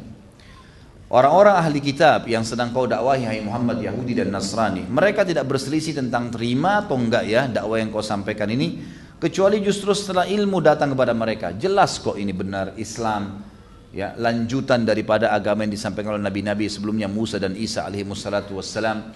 Jelas Al-Quran adalah pelengkap daripada Taurat dan Injil, jelas disebutkan dalam Taurat dan Injil dan seterusnya gitu kan. Itu semua karena hasud di antara mereka. Mereka tidak mau karena hasud saja. Walaula kalimatun sabaqat min rabbika ila ajalin musamman laqudiya bainahum. Kalau bukan karena takdir Allah, memang sudah punya umur nih dunia ini dan manusia-manusia serta makhluk-makhluk tersebut, maka tentu Allah sudah membinasakan mereka. Innal ladina urithul kitaba min ba'dihim lafi syakkim minhu murib. Sesungguhnya orang-orang yang telah mewarisi Alkitab, Taurat dan Injil, mereka sempat ragu dengan apa yang kau bawakan. Falidzalika fad'u, oleh karena itu dakwakanlah, wastaqim, dan berpegang teguh pada agama ini, kama umirta, sebagaimana kau diperintahkan. Wala tattabi' ahwa'ahum, jangan pernah ikuti hawa nafsu mereka. Sudahlah, jangan terlalu keras, sudahlah, nggak apa-apa, toleransi. Apalagi sekarang banyak yang didakwakan, semua agama sama, nggak masalah kok, gitu kan? Sama-sama tujuannya, ini semua tidak benar, harus dibantah. Wa qul amantu bima anzalallahu min kitab Wa umirtu li'adila bainakum. Katakan cuma satu, aku beriman kepada apa yang telah Allah turunkan kepadaku dari Alkitab, Al-Quran. Dan aku diperintahkan untuk berlaku adil di antara kalian. Menyampaikan ini, meluruskan kalau Isa bukan anak Tuhan, gitu kan. Uzair bukan anak Tuhan bagi orang-orang Yahudi juga. Allahu Rabbuna wa Rabbukum. Allah Tuhan kami dan Tuhan kalian. Lalu apa yang harus diperselisihkan? Lana amaluna walakum amalukum. Nah, kami juga sudah punya syariat diturunkan dan sebagaimana kalian punya syariat, cuma ini melengkapkannya. La hujjata bainana wa bainakum. Tidak ada argumentasi yang kalian harus sampaikan di antara kami dan di antara kalian. Allahu yajma'u bainana. Kalau kalian mau menolak, maka Allah pasti akan menyatukan kita di hari kiamat. Wa ilaihil masir. Dan kepadanya lah kita akan atau kalian akan dikembalikan. Umat ini teman-teman sekalian, tadi itu perintah untuk Nabi SAW dan masuk diantaranya kita sebenarnya. Tapi kita juga sebagai umat Islam tidak boleh tinggal diam. Antum hadir di majelis ilmu jangan tinggal diam, harus sebarkan. Apa yang sudah dipelajari disebarkan, asal jelas sumbernya, dalilnya, sebarkan. Karena memang agama ini kebenaran, bukan hanya untuk konsumsi pribadi. Harus disebarkan, sebarkan kepada siapapun. Dan itu perintah Allah jelas. Di dalam Al-Quran, di dalam surah Al-Imran, urutan 3 ayat 104 sampai 105. A'udzu billahi minasyaitonir rajim. Wal takum minkum ummatun yad'una ilal khairi wa ya'muruna bil ma'ruf wa yanhauna 'anil munkar. Harus ada di antara kalian umat itu sekelompok orang, mayoritasnya yang menyuruh kepada kebaikan dan melarang dari kemungkaran, ya. Yang memanggil pada kebaikan, maksudnya agama Islam ini menyuruh kepada kebaikan dan melarang dari kemungkaran. Wa ulaika humul muflihun, dan mereka itulah orang-orang yang beruntung. Makna kalimat ulaika humul muflihun bagi yang berdakwah adalah mereka kalau berteman, kata ulama tafsir, akan langgeng persahabatannya. Kalau berumah tangga akan tentram rumah tangganya. Kalau berusaha maka mereka akan sukses dalam usahanya. Kalau mereka melakukan apa saja aktivitas semuanya diberkahi. Itu makna daripada orang-orang itu mendapatkan keberuntungan. Khusus bagi orang yang berdakwah dijanjikan itu. Wala takunu kalladina tafarraqu wakhtalafu min ba'di ma ja'ahumul bayyinat. Dan jangan pernah kalian ikuti ahli kitab Yahudi dan Nasrani yang justru mereka berselisih, berpecah setelah datang kepada mereka penjelasan-penjelasan.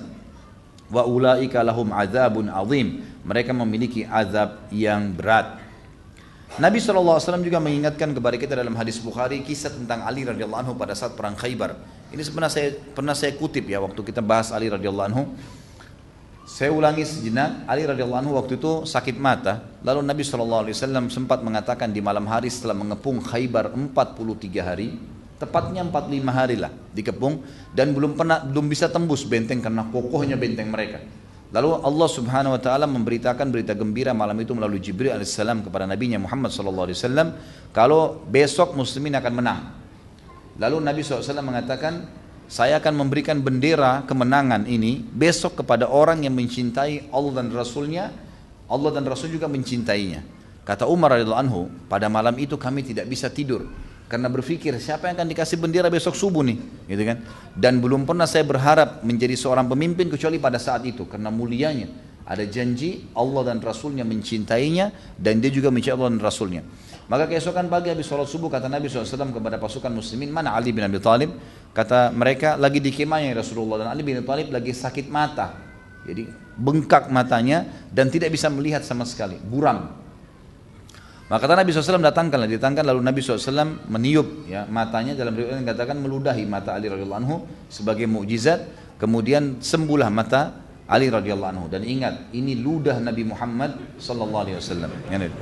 Lah iya, karena banyak orang kita konyol kadang-kadang gitu kan. Baca riwayat ini berarti kalau seorang kiai bisa ludahi juga sembarangan orang. Jadi kalau antum mau diludahi sama kiai jangan mau.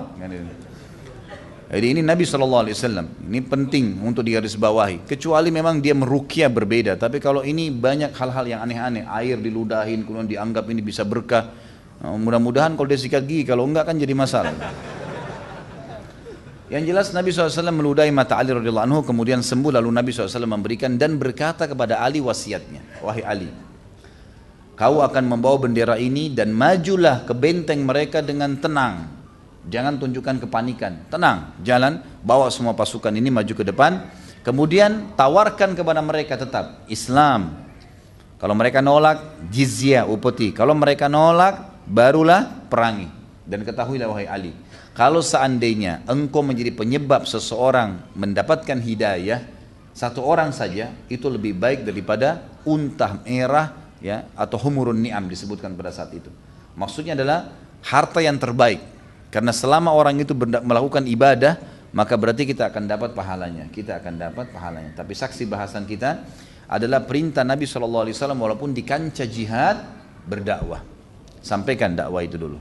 Mereka nolak Islam baru jizyah, kalau mereka nolak baru bayar upeti. Juga hadis yang masyhur dari Nabi SAW, ya, siapa yang menyuruh kepada kebaikan, maka dia akan mendapatkan pahala orang yang mengikutinya tanpa mengurangi pahala pengikutnya sedikit pun, gitu kan. Juga hadis yang masyhur, siapa yang memberikan contoh yang baik dalam Islam, man sanna fil islami sunnatan hasanah, gitu kan, maka dia akan mendapatkan pahala orang-orang yang mengikutinya. Dan ini ada sebabnya hadis disebutkan. Pernah saya sebutkan, kalau antum masih ingat, kalau ada beberapa sahabat Badui datang karena miskinnya sampai mereka tidak punya kain lagi kecuali satu lembar yang dipasang di badannya. Kemudian kalau angin meniup bisa tersingkap auratnya, dan pada wajah mereka kelihatan warna merah kehitam-hitaman karena susahnya, ya. Biasa orang kalau tidak punya makanan yang cukup, minum yang kurang, atau cuaca yang panas akan membuat kulitnya seperti ini. Yang jelas kata Nabi SAW waktu melihat mereka naik di atas mimbar, motivasi sahabat untuk bersedekah. Sedekahlah, sedekahlah, sedekah, gitu kan. Nabi SAW motivasi mereka, sedekah bisa meredam murkanya Allah, tidak akan berkurang harta hamba karena sedekah, dimotivasi sahabat. Lalu kata Nabi SAW dalam hadis yang panjang, penutupannya adalah, dan bersedekahlah kalian walaupun dengan sebutir kurma. Artinya bukan sebutir kurma, setengah kurma, setengah kurma. Kurma ini teman-teman sekalian maksudnya adalah kalau kalian punya kurma satu butir, saya di rumah datangkan potong dua, kasih saya setengah untuk saya kasih kepada orang miskin, setengahnya kamu makan, seperti itulah. Berdirilah seorang sahabat yang mulia, tapi dalam riwayatnya tidak disebutkan namanya. Beliau kemudian ya mengeluarkan beberapa dirham dari kantongnya lalu meletakkan di hadapan Nabi SAW, mengatakan, ya Rasulullah, ini saya sedekahkan yang saya miliki. Maka kata Nabi SAW, siapa yang memberikan contoh yang baik dalam Islam, maka dia akan mendapatkan perilaku atau pahala orang yang mengikutinya. Ini kenapa saya titik beratkan teman-teman sekalian, karena banyak orang yang salah faham, menyebarkan bid'ah yang Nabi SAW tidak contohkan dengan hadis ini. Dia mengatakan, man sanna fil islami sunnatan hasanah, siapa yang memberikan contoh yang baik dalam Islam. Jadi ada katanya sunnah hasanah, gitu kan. Sunnah hasanah. Jadi kita perlu garis bawahi. Lalu mereka bilang ini adalah bid'ah hasanah. Afwan, pertanyaannya disortir akhi. Jangan digabungin sama yang sudah disortir, karena kita fokus ke yang sesuai dengan tema. Taruh aja sini. Jadi banyak orang bilang ini berarti boleh orang melakukan bid'ah hasan nih, karena masalahnya ada hadis ini sunnat hasanah. Tentu khilaf di antara ulama tentang masalah ini, tapi saya coba memberikan pemahaman dari hadis ini, gitu kan. Ternyata di sini Nabi SAW mengatakan, man sanna fil islami sunnatan hasanah. Sunnatan hasanah adalah sunnah yang baik. Maksudnya adalah memang sudah pernah ada contohnya. Sedekah yang sahabat ini lakukan memang sudah diperintahkan sebelumnya. Nabi kan SAW ceramah ya. Maka karena dia lakukan apa yang sedang Nabi sunnahkan, maka Nabi mengatakan siapa yang menjadi contoh, mendatangkan contoh yang hasanah, yang baik nih. Karena sudah ada. Seperti di satu lokasi, orang sudah tidak pernah salam teman-teman sekalian. Kemudian antum datang, antum hidupkan salam. Lalu jadi tersebarlah salam itu. Menjadi sebuah kebiasaan akhirnya. Hidup sunnah kembali. Maka ini namanya sunnah hasanah. Ini yang dimaksud dengan sunnah hasanah. Jadi ini juga semua adalah dalil-dalil yang menjelaskan tentang pentingnya seseorang untuk berdakwah di jalan Allah Subhanahu wa taala. Jadi kita akan panen pahala orang-orang yang kita dakwahi. Dan ingat teman-teman sekalian, sebuah konsep dasar dalam Islam. Tugas kita hanya melakukan. Itu saja. Anggota tubuh melakukan, mulut ngomong, tangan memberikan isyarat, kaki melangkah, hati bertawakal. Kita bertawakal kepada Allah. Sisanya insya Allah tidak ada, akan tersebar dengan sendirinya. Subhanallah, saya kemarin tablik akbar di Makassar. Jazakumullah khair, teman-teman panitia baru pertama kali ngadakan tablik akbar, tapi yang hadir mencapai 25.000 orang. Penuh, luar biasa penuhnya, gitu kan. Sebelum bisa sama panitia saya nasihatin saya bilang sama mereka, ikhwani, jangan pernah bangga dengan apa yang antum lakukan ini. Ini mereka datang bukan karena saya, mereka datang bukan karena antum, mereka datang bukan karena ada foto wali kota pada saat itu yang termasuk juga ada terlibat dalam acara. Bukan karena mereka, tapi memang Allah Azza wa Jal yang mendatangkan orang-orang ini sehingga mendengarkan dakwah. Kita cuma tugasnya menyampaikan dan berijtihad, berusaha saja. Sampaikan, jangan pernah merasa berat untuk menyampaikan. Syaitan kadang-kadang memberatkan kita. Di sebelah ada teman kita yang salah safnya, Pak, maaf Pak, masuk di saf. Maaf Ibu, maaf ya masuk di saf, rapiin safnya. Gitu aja bahasanya. Kadang-kadang syaitan mengatakan nanti dia marah nih, nanti dia begini. Enggak, tolak semuanya. Kita sampaikan, kalau dia tolak setelah itu gak ada masalah, yang penting tugas kita menyampaikan. Allah Subhanahu wa taala berkata kepada Nabi-Nya Muhammad SAW, ma'alaika illal balagh, tugasmu hanya menyampaikan, hai Muhammad. Baik, kita masuk sekarang, ada poin-poin yang saya ingin diberatkan teman-teman sekarang. Ada 18 sifat yang harus dimiliki oleh da'i ya. Ini kalau bisa kita katakan adab dan tata krama juga bagus. Adab da'i dalam dakwah. Yang pertama teman-teman sekalian adalah ilmu. Harus punya ilmu, baru bisa berbicara. Kalau tidak punya ilmu jangan berbicara. Dan antum sudah termasuk punya ilmu kalau di sub bahasan yang sedang mau dibahas itu sudah faham. Misal kita belum faham semua agama, tapi khusus di bab sholat kita udah tahu nih tata caranya, udah tahu dalilnya, itu yang kita sampaikan. Maka berarti kita sudah punya ilmu di sub bahasan itu. Tapi yang jelas ilmu ini harus teman-teman sekalian, dan tidak boleh kita batasin dengan ilmu yang pernah kita pelajari saja. Terutama hal-hal yang darurat dalam Islam, rukun Islam dan rukun iman. Ini dasar sekali, harus dimulai dari situ ya. Kemudian Imam Syafi'i sendiri pernah menasehatin teman-teman sekalian beberapa ulama di Mesir yang ya kalau kita bisa bahasakan selevel dengan beliau gitu kan. Imam Syafi'i melihat mereka lagi sibuk waktu dikumpul ulama-ulama Mesir. Waktu itu Imam Syafi'i juga sempat datang. Di tangan Imam Syafi'i rahimahullah ada mushaf, ada Quran. Dan beliau sudah hafal Al-Quran, tapi beliau bawa Quran itu. Di tangan para ulama ini, mereka saling menunjukkan satu sama yang lain kitab-kitab fikih. Tebal-tebal di bawah. Mereka saling mau berargumen, nanti ceritanya para ulama ngumpul nih, dalilnya di buku ini, di dalil ini dan seterusnya. Maka Imam Syafi'i rahimahullah begitu tiba disuruh bicara. Diminta, karena beliau dianggap tokohnya ulama, bicara di depan para ulama. Lalu kata beliau, satu kalimat yang membuka majelis dan membuat orang hening pada saat itu. Dan ternyata setahu saya Allah alam kisah ini, setelah itu mereka pulang dan mereka sudah faham apa yang diinginkan oleh Imam Syafi'i sebagai nasihat. Kata Imam Syafi'i rahimahullah, sungguh demi Allah kitab-kitab yang kalian pegang itu telah menyibukkan kalian dari ini, dari Al-Quran gitu kan. Maksudnya adalah kalian sibuk membaca kitab-kitab dan kalian lupa dengan Al-Quran, tidak pernah dibaca gitu.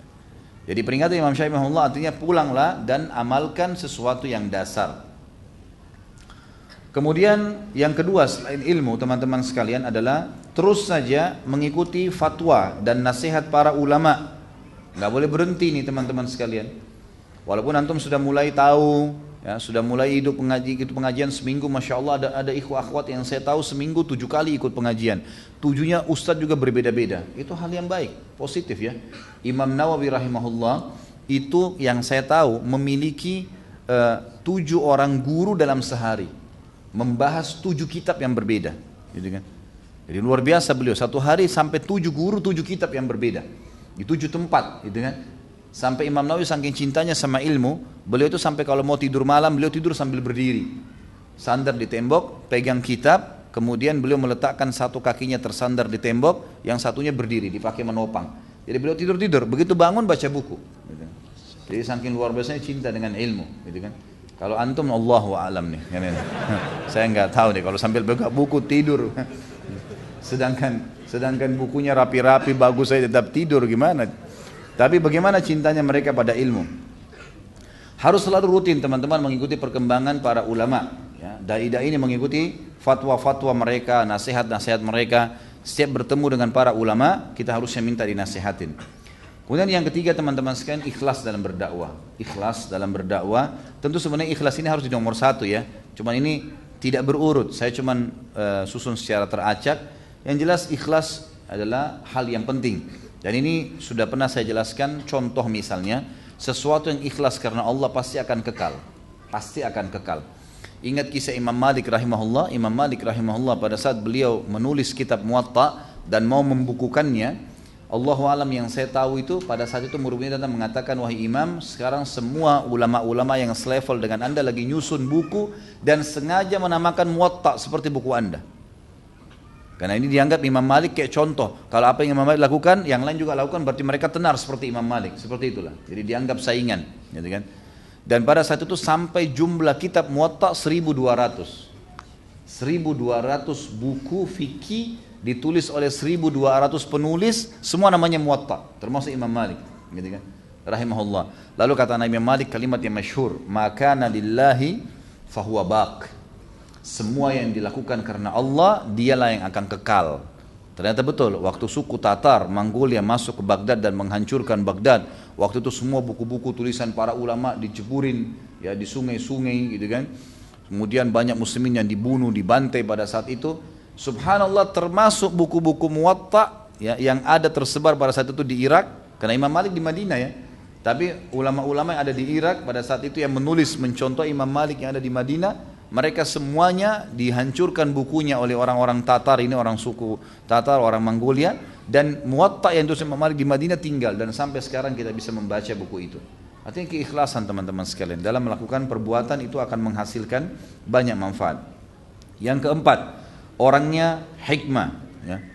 Hikmah ini maksudnya tadi saya bilang meletakkan sesuatu pada tempatnya, dan kita ambil dari kisah Mus'ab radhiyallahu anhu bagaimana beliau sangat hakim, sangat bijaksana dalam mendakwahi Sa'ad bin Mu'adz dan Usaid bin Khudair radhiyallahu anhum ajma'in.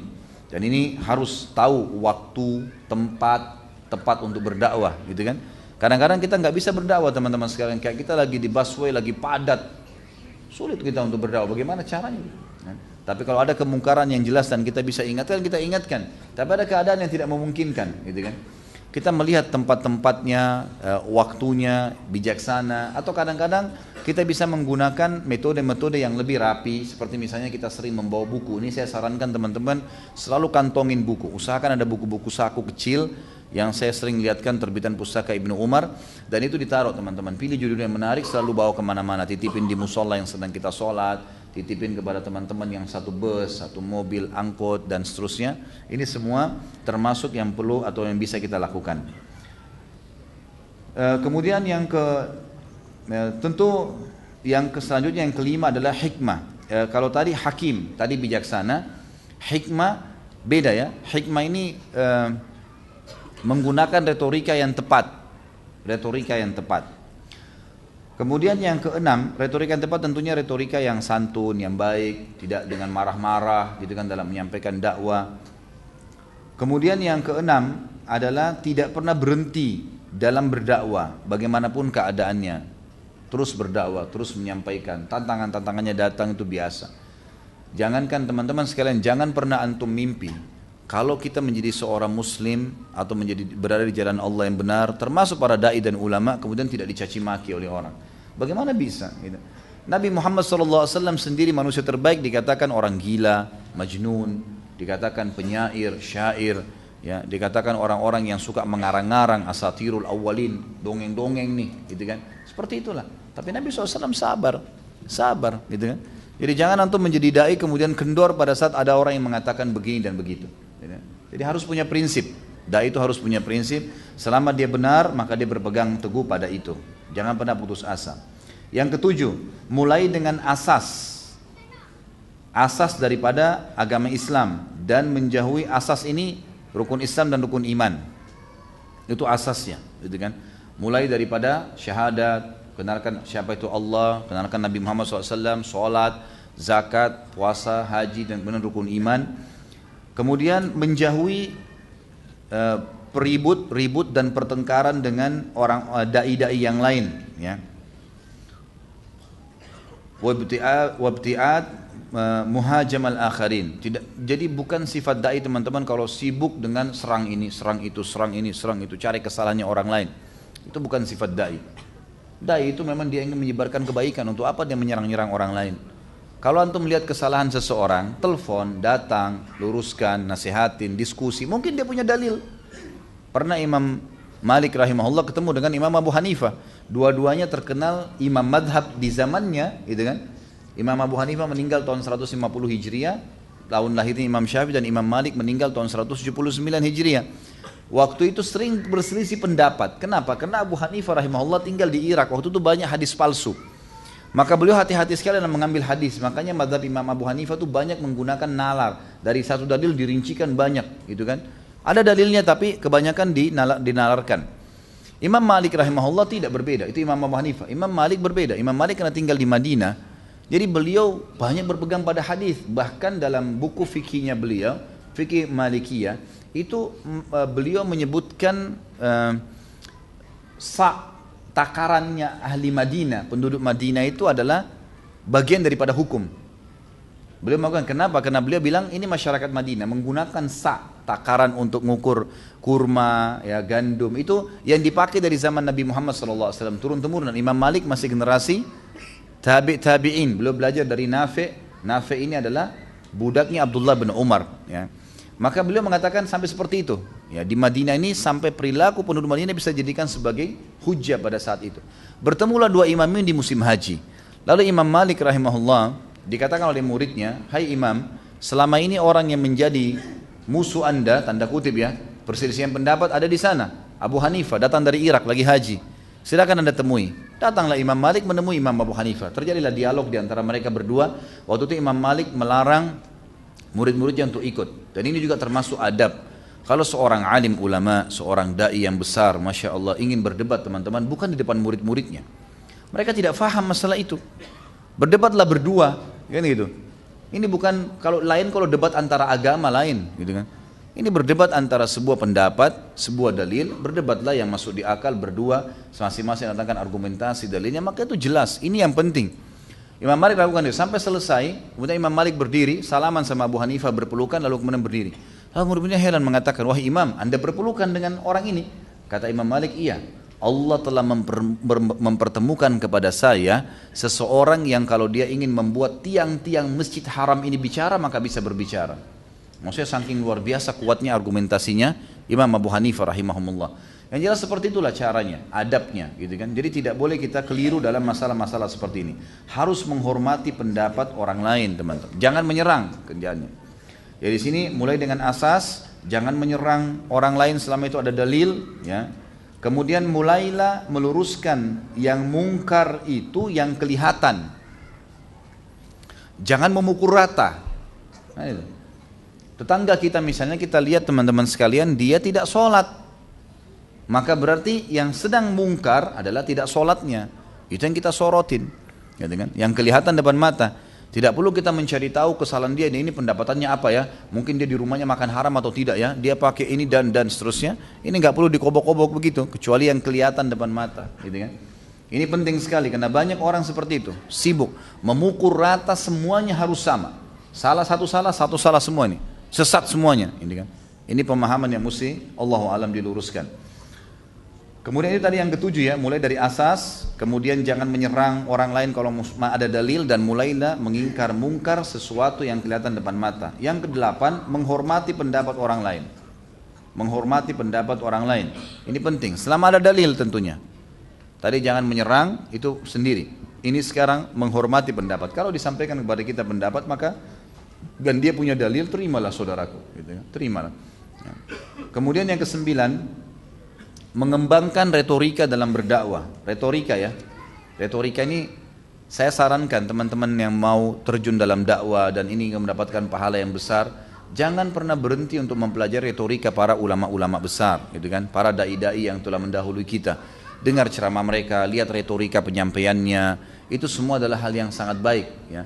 Kemudian kita sekarang kembangkan, misal tadinya zaman dulu tidak ada komputer, tidak ada sesuatu yang bisa kita tulis, sekarang bisa kita tulis, disebarin selebaran gitu kan. Saya pernah temukan ada di berita dari salah seorang ikhwan yang saya bisa percaya, di sebuah pantai, dia bilang, di kampung saya Ustaz, saya di pinggir pantai di musim liburan, itu banyak selebaran yang tersebar, seperti selebaran, dan itu ternyata isinya adalah dakwah kristenisasi, gitu kan. Dan ini ya tersebar, itu cuma ditaruh di pinggir pantai, dibiarin tersebar. Orang-orang pada pegang, orang yang tidak mengerti banyak, orang muslim semua di situ. Pada baca akhirnya, gitu kan. Ternyata isinya itu adalah masalah kristenisasi.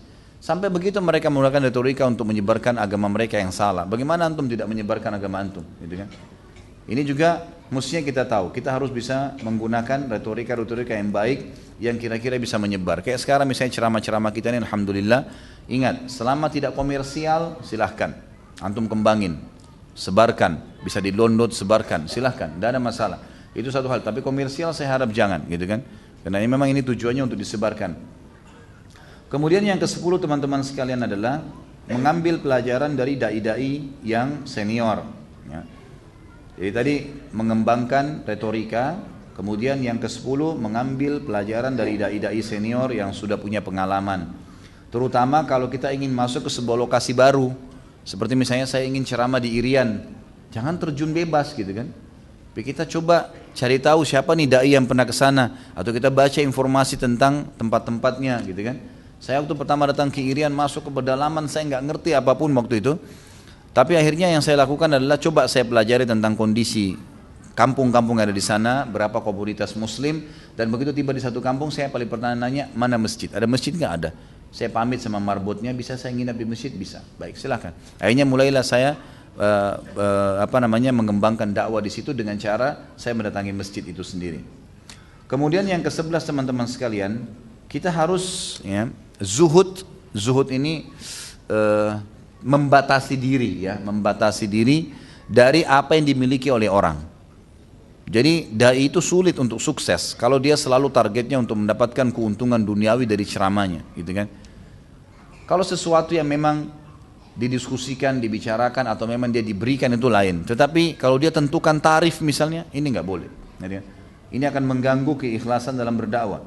Sebagaimana sabda Nabi SAW untuk menarik hati orang, uzhud fid dunya yuhibbukallah wazhud fi ma bi aidin nas yuhibbukan nas. Ya. Cobalah kamu zuhud di dunia, artinya kamu batasi kecuali hal-hal yang penting saja di dunia, maka Allah akan mencintaimu. Dan zuhudlah terhadap apa yang di tangan orang, batasi, jangan sampai mengemis dengan mereka, maka manusia akan mencintaimu. Yang ke-12, karam. Karam ini dermawan, suka memberi. Ya, katakan sekarang kesannya banyak dai-dai mereka malah yang suka mengambil. Jadi cobalah dai ini menjadi contoh mereka, harusnya mereka memberi. Ya, memberikan hadiah, mentraktir makan, mengasih apa gitu kan. Jadi memang mereka yang memberi. Ibnu Abbas radhiyallahu anhu dalam sebuah kisah riwayat Bukhari disebutkan, beliau pernah jalan kemudian dicaci maki oleh seseorang tanpa sebab. Tiba-tiba dicaci maki, kamu begini, kamu mengaku seorang ulama, kamu mengaku, dicaci maki macam-macam. Ibnu Abbas diam, nggak ngomong. Setelah selesai orang itu ngomong semua caci makinya sudah habis, gitu kan? Maka kata beliau kepada ada seperti muridnya yang selalu ikutin sama dia, namanya diistilahkan dengan gulam zaman dulu. Dia bilang, hai gulam, tanyakan kepada orang yang ini, yang tadi caci maki dia, tanyakan, ada hajat nggak dia? Ada hajat apa saja penuhi, kasih dia.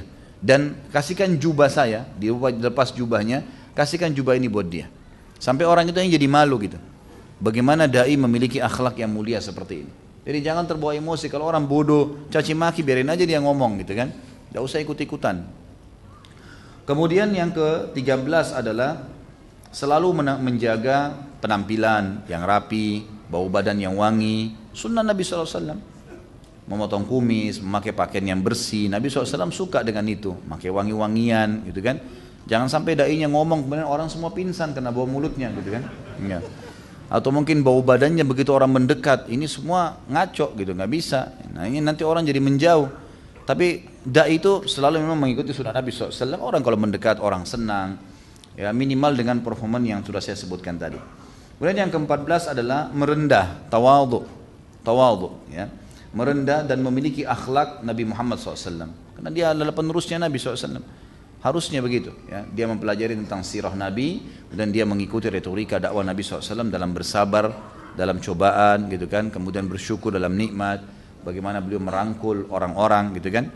Sebab pernah dalam sebuah riwayat Bukhari dijelaskan ada satu orang Badui datang, lalu di hadapan Nabi Muhammad SAW dan di hadapan para sahabatnya orang ini mengatakan, hai Muhammad, berikan saya apa yang kau milikin.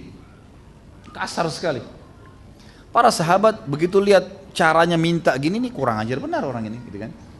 Tapi Nabi SAW tersenyum, lalu memberikan ke dia, memberikan ke orang itu. Diberikan di hadapan para sahabat. Sahabat semua diam karena Nabi SAW melakukan itu. Ternyata orang ini mengatakan, ini belum seberapa. Sudah dikasih, terus dia bilang ini belum seberapa. Bayangkan bagaimana memancing emosi gitu kan. Lalu kata Nabi SAW, baiklah, kalau begitu kamu ikut ke rumah saya akan tambahkan untukmu. Ikutlah orang ini. Berdua dengan Nabi SAW ke rumah. Lalu kata Nabi SAW, ini saya kasih lagi, cukupkah? Yang kedua kali dia mengatakan, belum hai Muhammad. Masih minta lagi.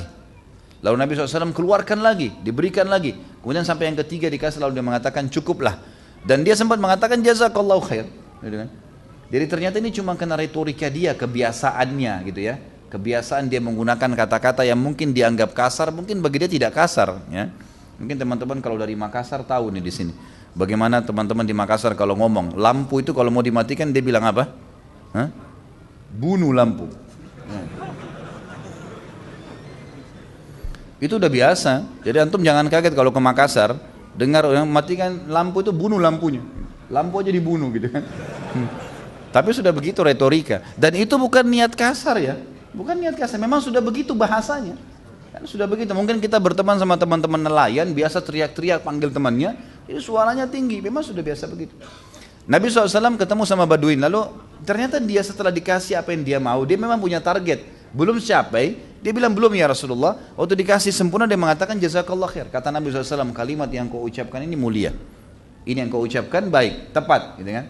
Ketahuilah, tadi waktu kamu datang, kamu menggunakan retorika yang kurang tepat, kurang baik. Dan di diri sahabat-sahabatku ada masalah. Mereka membencimu dengan perkataan tadi. Maka kamu mau nggak? Kalau kamu pulang, kamu sekarang saya keluar sama saya ke depan, lalu kamu mengucapkan kalimat yang sama yang kamu ucapkan tadi, jazakallah khair. Dia mengatakan tentu, saya akan ucapkan. Baik, keluarlah Nabi SAW, lalu Nabi SAW langsung mengkelirkan masalah pada saat itu. Dan ini penting teman-teman sekalian, ada masalah kelirkan. Jangan ditunda, jangan diinapkan. Menginapkan masalah ini akan membuka pintu-pintu syaitan. Gitu kan? Maka yang terjadi adalah Nabi SAW mengatakan, tadi waktu saudara kita ini datang, dia mengucapkan kalimat yang sudah kalian dengar. Dan saya yakin ada yang mengganja dalam hati kalian. Ketahuilah, saudara kita ini memang punya hajat dan sudah ya saya penuhi hajatnya. Bukankah begitu hai saudaraku? Maka dia mengatakan iya. Semoga Allah membalas anda dengan kebaikan wahai Rasulullah. Gitu kan? Lalu kata Nabi SAW, bukankah kalian sudah dengar? Maka mulai sekarang jangan sampai kalian salah faham dengan saudara kalian ini. Jadi begitulah cara Nabi SAW meluruskan kesalahan-kesalahan dari akhlak. Yang ke-15 tasamuh. Tasamuh itu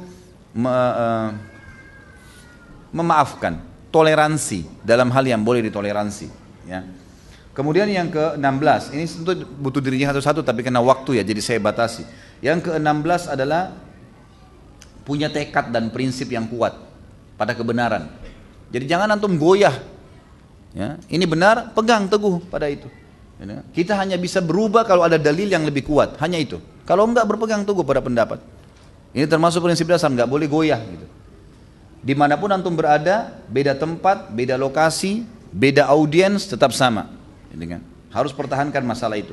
Yang ke-17, qudwah, suri tauladan. Apa yang dia ucapkan, dia yang paling pertama mempraktekannya. Maka ini akan besar sekali efeknya di dakwah. Dan yang terakhir 18 adalah tidak menunda hidayah buat orang. Jadi misalnya ada orang mau masuk Islam gitu kan, jangan ditunda ini. Harus segera dirangkul, gitu. Harus segera dirangkul. Langsung dudukin, langsung syahadatin, udah selesai. Jadi kalau dia mati semenit kemudian antum sudah dapat pahalanya. Dia juga sudah masuk surga. Tapi kalau kita tunda malah berbahaya buat dia. Baik, yang terakhir teman-teman sekalian, maaf, ada 3 poin lagi tentang durus wal ibar. Tadi yang pertama tidak boleh menunda kebaikan. Yang kedua yang panjang lebar kita jelaskan barusan tadi ini adalah fadilah dakwah dan menjadi dai. Sekarang ini juga kita ambil dari dai kita yang mulia Mus'ab bin Umair radhiyallahu anhu. Kemudian kita masuk sekarang teman-teman sekalian yang ketiga adalah fadl zuhud. Kelebihan orang zuhud, dan zuhud ini teman-teman sekalian definisinya adalah mendahulukan akhirat dari dunia. Ini perlu digarisbawahi karena banyak orang-orang yang salah faham menisbatkan diri pada Islam, dia menganggap zuhud itu dengan cara pakai baju kotor, makan roti kering gitu kan, kemudian tidak perlu pakai kendaraan, sendalnya sudah putus tetap dipaksain pakai. Ini semua salah, ini bukan begitu.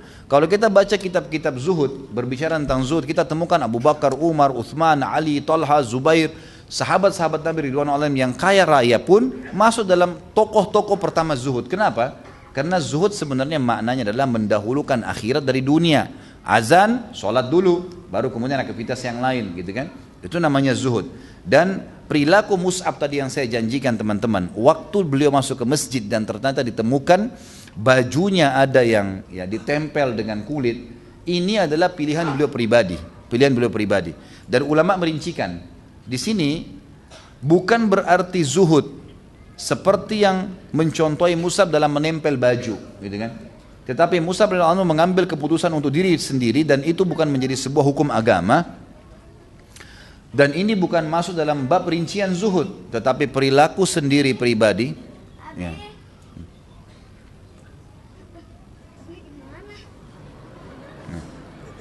Perilaku sendirian, ya, perilaku Mus'ab radhiyallahu anhu sendiri yang memilih masalah itu.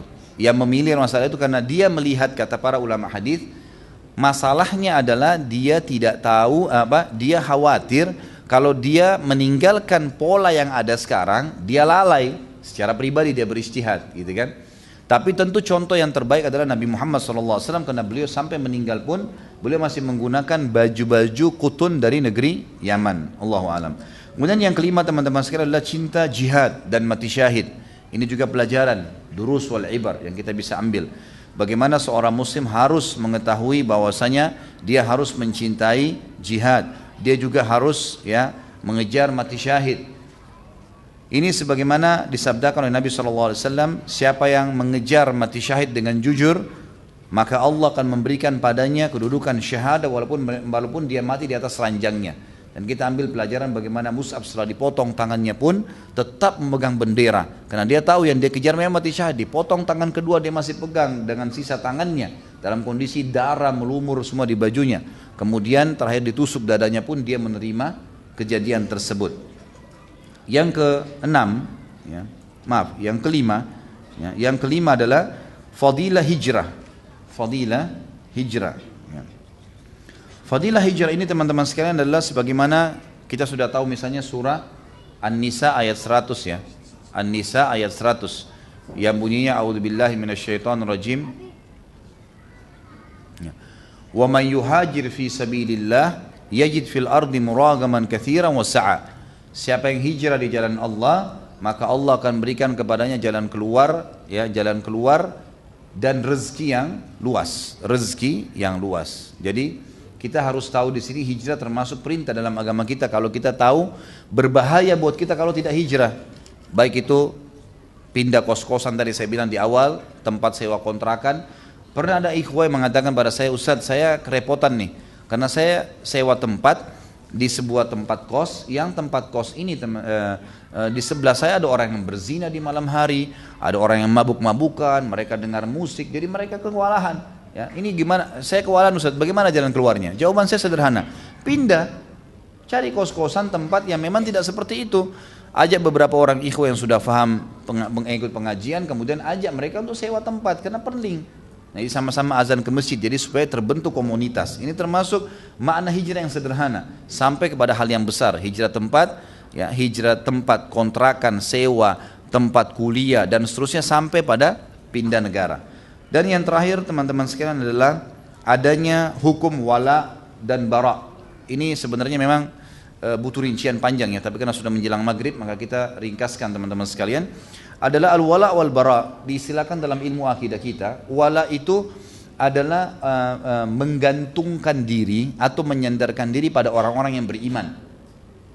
Menjadikan mereka sebagai sahabat, tempat untuk meminta pertolongan, bantuan dan seterusnya. Bara adalah berlepas diri dari orang-orang yang kafir dan orang-orang munafik, berlepas diri. Dan ini perlu kita garis bawahi teman-teman sekalian. Kalau dalam Islam, persaudaraan dalam Islam lebih tinggi daripada persaudaraan sekandung. Kalau persaudaraan sekandung itu dalam keadaan kufur. Kalau dalam keadaan beriman berarti dia mendapatkan fadilah, karena ada hubungan rahim dan ada hubungan persaudaraan Islam. Tapi kalau ada saudara kita non muslim ya dipertemukan dengan saudara muslim seiman, maka yang lebih tinggi derajatnya saudara muslim seiman. Buktinya teman-teman sekalian, kalau ada anak-anak dalam keadaan kafir, maka kalau dia meninggal dalam keadaan kafir atau ayahnya meninggal dalam keadaan beriman dan dia kafir, si anak ini tidak ada warisan di antara mereka. Gitu kan? Jadi ini memang bukti nyata dan ini disebutkan oleh penulis buku dan juga disebutkan ini di halaman 82 ya tentang masalah itu. Saya akan hubungkan dengan bahasan kita dalam kisah tokoh kita Mus'ab radhiyallahu anhu, bahwasanya satu waktu di salah satu peperangan adiknya yang bernama Abdul Aziz ibn Umair.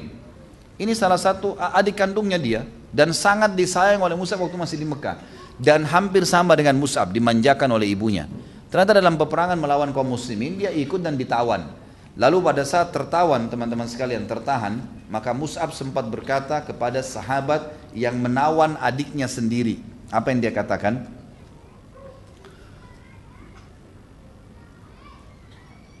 Baik, saya bacakan di halaman 82 ya. Salah seorang tawanan adalah Abdul Aziz bin Umair bin Hisham, saudara kandung Mus'ab bin Umair.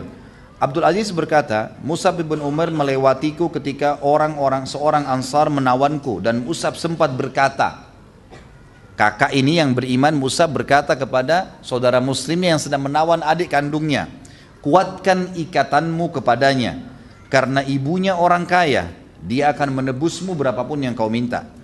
Abdul Aziz berkata, aku tinggal bersama beberapa orang Ansar ketika mereka pulang dari perang Badar. Jadi ini kejadian di perang Badar. Jika saat makan pagi dan petang tiba, mereka memberiku roti, sedangkan mereka sendiri makan kurma, karena mereka menjalankan wasiat Rasulullah SAW agar berbuat baik kepada kami para tawanan. Tidak ada potongan roti yang jatuh ke tangan salah seorang dari mereka kecuali dia mengembalikannya kepadaku, sehingga aku merasa malu dan memberikannya kepada salah seorang dari mereka kembali, namun dia menolak dan mengembalikan lagi kepadaku. Kemudian Ibnu Hisham meriwayatkan, maksudnya di sini Nabi SAW mewasiatkan sahabat untuk berbuat baik dengan tawanan. Dan ini Abdul Aziz menceritakan tentang keadaan kakaknya dan keadaan muslimin. Ibnu Hisham mengatakan Abdul Aziz adalah pemegang panji orang-orang musyrikin di perang Badr setelah An-Nadhr ibn Harith. Gitu kan.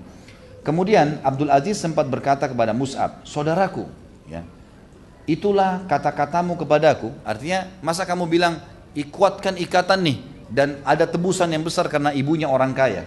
Maka tiba-tiba Mus'ab mengatakan, dia yang sedang nawan kamu ini saudaraku dan kau bukan saudaraku. Lalu kemudian Abdul Aziz ditebus oleh ibunya dengan 4.000 dirham yang diambil oleh sahabat tadi. Dan ini yang ingin dititik beratkan teman-teman sekalian, ternyata al-wala wal bara penting sekali. Al-wala wal bara penting sekali. Kalau orang-orang kafir, maka kita harus tahu ada batasan-batasan yang tidak ada hubungan kita dengan mereka, dan kita harus mendahulukan saudara kita seiman. Allahu a'lam. Berapa menit lagi azan?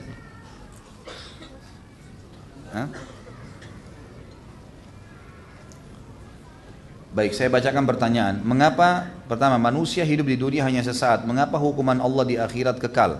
Mohon jelaskan bentuk keadilan di sini. Sama halnya juga kalau kita balik. Kalau kita balik, bagaimana Anda bisa beribadah dengan sedikit dan kekal di surga? Gitu kan? Sama halnya itu. Di situ adalah bentuk keadilannya. Bagaimana juga pada saat Anda berbuat dosa yang banyak, kemudian taubat beberapa detik sebelum meninggal, dimaafkan semua sama Allah. Kan itu. Jadi jelas. Dan ini hati-hati teman-teman. Mohon maaf yang bertanya seperti ini, hati-hati dengan pertanyaan. Jangan sampai terbawa pada pertanyaan mengkritik Allah Subhanahu wa taala. Bertanya hanya untuk tahu, gitu kan? Jadi bahasa misalnya mohon jelaskan bentuk keadilan di sini, ini hati-hati jangan sampai kita hanya membawa diri kita seperti sebagian orang-orang liberal. Allah nggak adil tuh. Kalau begitu berarti Allah begini, main menyalahkan Allah. Ini pemahaman yang salah, tidak punya adab dengan Allah Subhanahu wa taala. Maka harus hati-hati teman-teman sekalian. Tentu saya bukan mengatakan itu pada penanya ya, saya bicara secara global. Apakah kalau ada dari kalangan akhwat atau perempuan yang menjadi salah satu, apakah ada dari kalangan perempuan yang menjadi salah satu sahabat Nabi, dan bagaimana menyikapi hidayah yang sudah datang namun iman terkadang naik turun? Banyak, cuma memang belum saatnya, kita akan bahas nanti. Insya Allah kalau sudah selesai, insya Allah tidak ada halangan, buku ini selesai sampai 4 jilid, saya akan berbagi waktu untuk membahas kalangan sahabiat, ada. Dan bagi teman-teman yang mengikuti materi bedah buku di Tebet, itu kalau tidak salah hari Selasa atau hari Rabu keempat ya, itu saya membahas mahkota pengantin, dan di situ saya bahas tentang beberapa istri Nabi SAW, dan di sirah juga ada saya sebutkan. Akan ada saatnya nanti kita akan bahas. Jadi ada di antara sahabiat. Bagaimana menyikapi hidayah yang sudah datang, rangkul segera bentuk komunitas dan amalkan. Itu sederhananya, supaya bisa bertahan. Saya adalah seorang akhwat, bolehkah saya beribadah karena saya ingin bertemu dengan Rasulullah SAW nanti di surga, karena saya ingin menyaksikan kemuliaan akhlak dan ketampanan baginda Nabi SAW? Tentu saja boleh, gitu kan? Karena Nabi SAW menyebutkan, misal contoh, ana wa kafilul yatim kahataini fil jannah. Saya dengan sponsor anak yatim seperti ini di surga, kan gitu. Berarti ada kebersamaan dengan Nabi SAW, dan ini berlaku bagi laki-laki dan perempuan. Hadis yang lain, riwayat Baihaqi dengan sanad hasan, saya pemimpin, kata Nabi SAW, di sebuah kem istana surga, di tempat rendah surga bagi orang-orang laki-laki atau perempuan yang meninggalkan perdebatan walaupun mereka dalam keadaan benar. Sudah pernah saya ajarkan nih. Jadi kalau benar, kita sampaikan argumennya. Tapi kalau kita lihat orang ini salah, tetap ngotot, jangan dilayanin udah. Kita dapat istana di surga. Nabi SAW pemimpin di kem itu.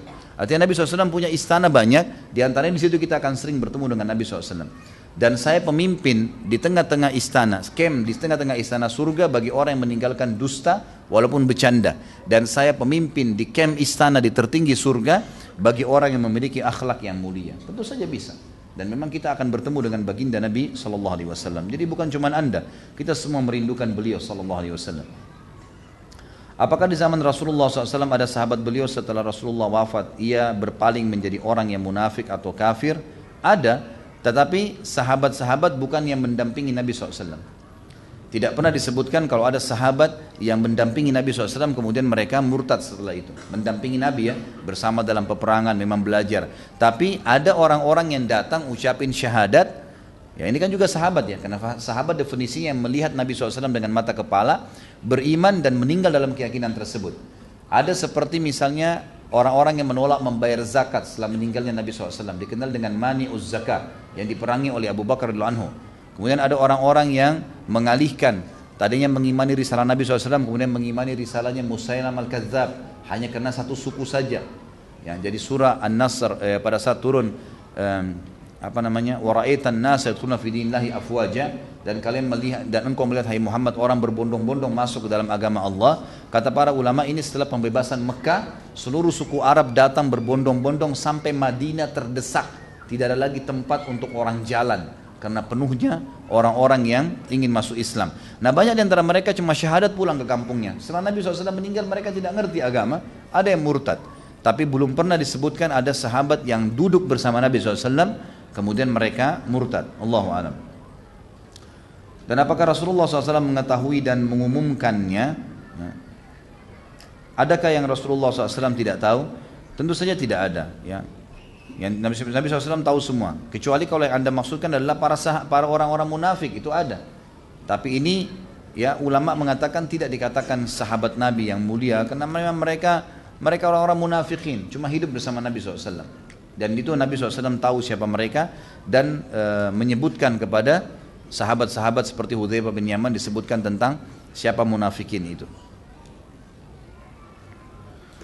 Saya mengikuti sebuah liqa atau mentoring di mana goalnya adalah pada akhirnya saya bisa memiliki binaan dan menjadi pengisi di sebuah liqa lagi yang dibentuk baru lagi oleh murabbi saya, sedangkan saya merasa tidak memiliki kapasitas untuk mengisi ilmu agama itu dan masih butuh bimbingan. Bagaimana baiknya menurut Ustaz? Allahu alam. Yang saya tahu majelis ilmu dalam Islam teman-teman sekalian tidak boleh eksklusif. Dalam arti kata begini, eksklusif itu buka untuk umum, dan yang harus bicara ahlinya.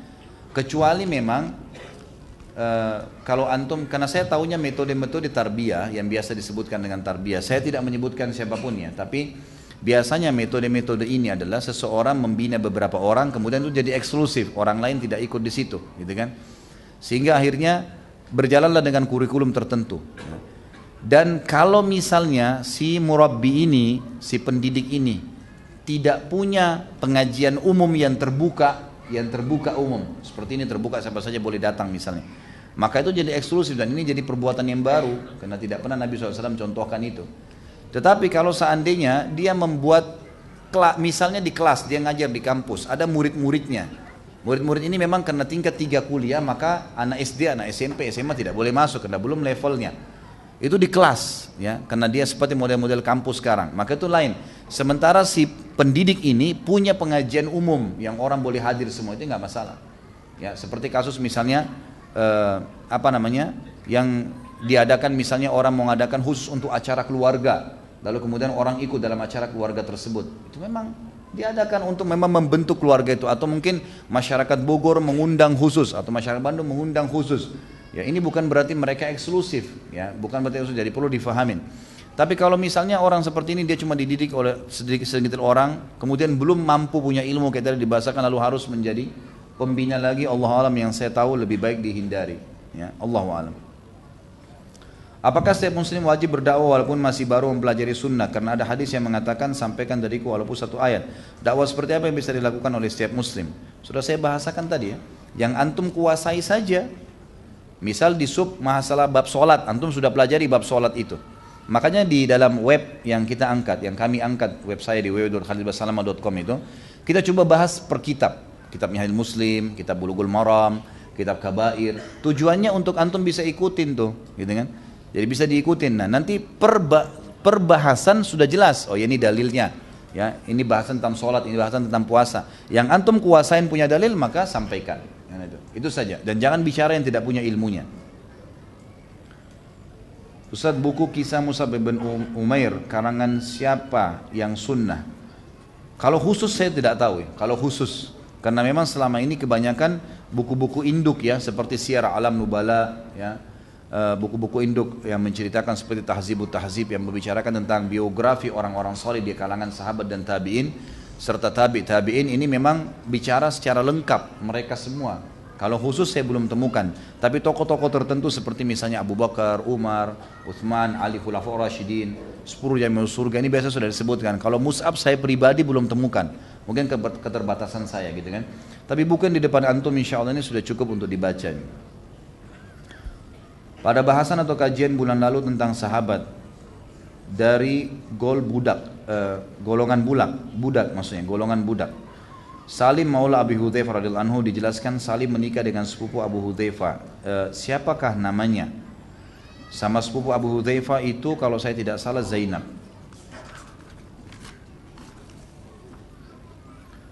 Bagaimana cara Anda memmotivasi teman yang sudah mendapatkan hidayah? Kalau sudah dapat hidayah nggak perlu dimotivasi. Tinggal jalan sama-sama saja insya Allah. Yang dimotivasi itu justru orang yang kendor, yang belum dapat hidayah atau yang lagi futur ya, yang lagi jauh dari hidayah. Suami dari anak Nabi SAW, Zainab, awalnya adalah orang kafir. Kenapa Nabi merestui pernikahan mereka dari awal? Apakah suami Zainab dulu menyembah berhala?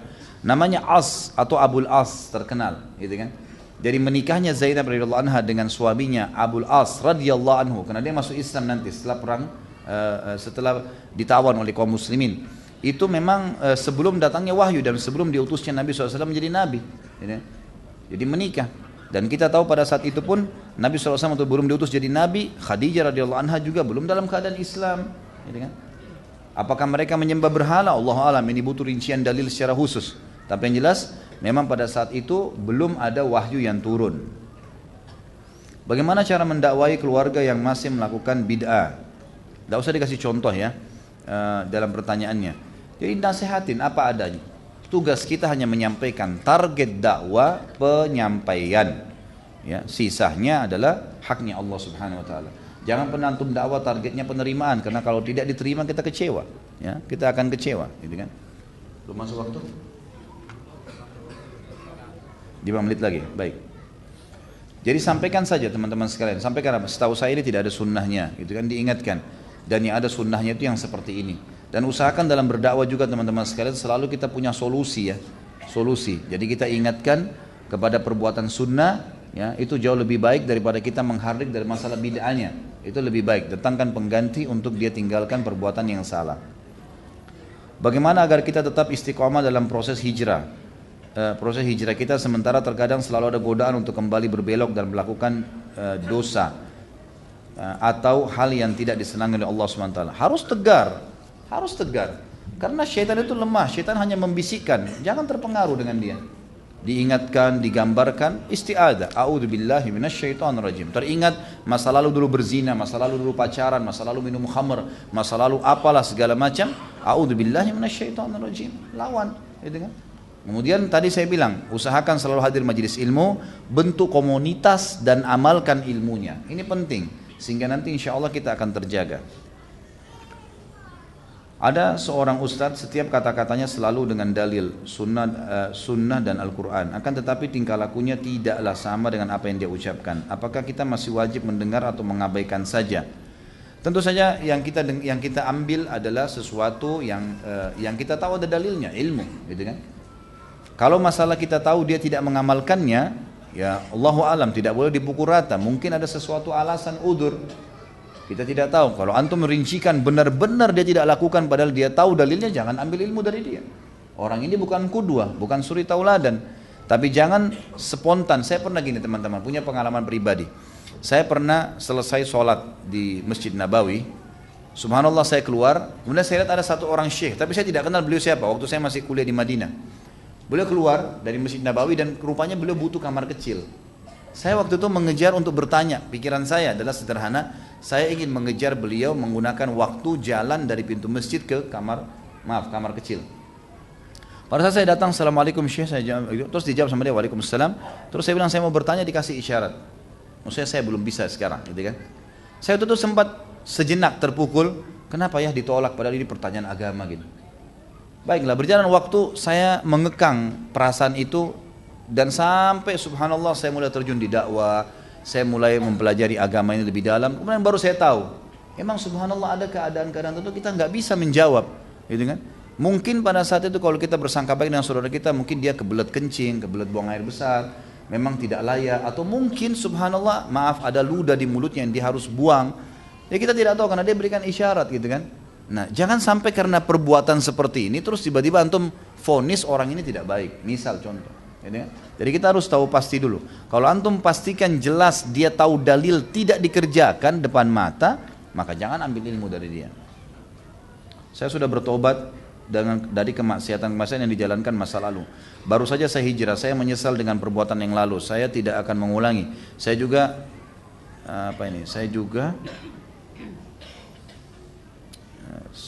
tinggalkan apa sih?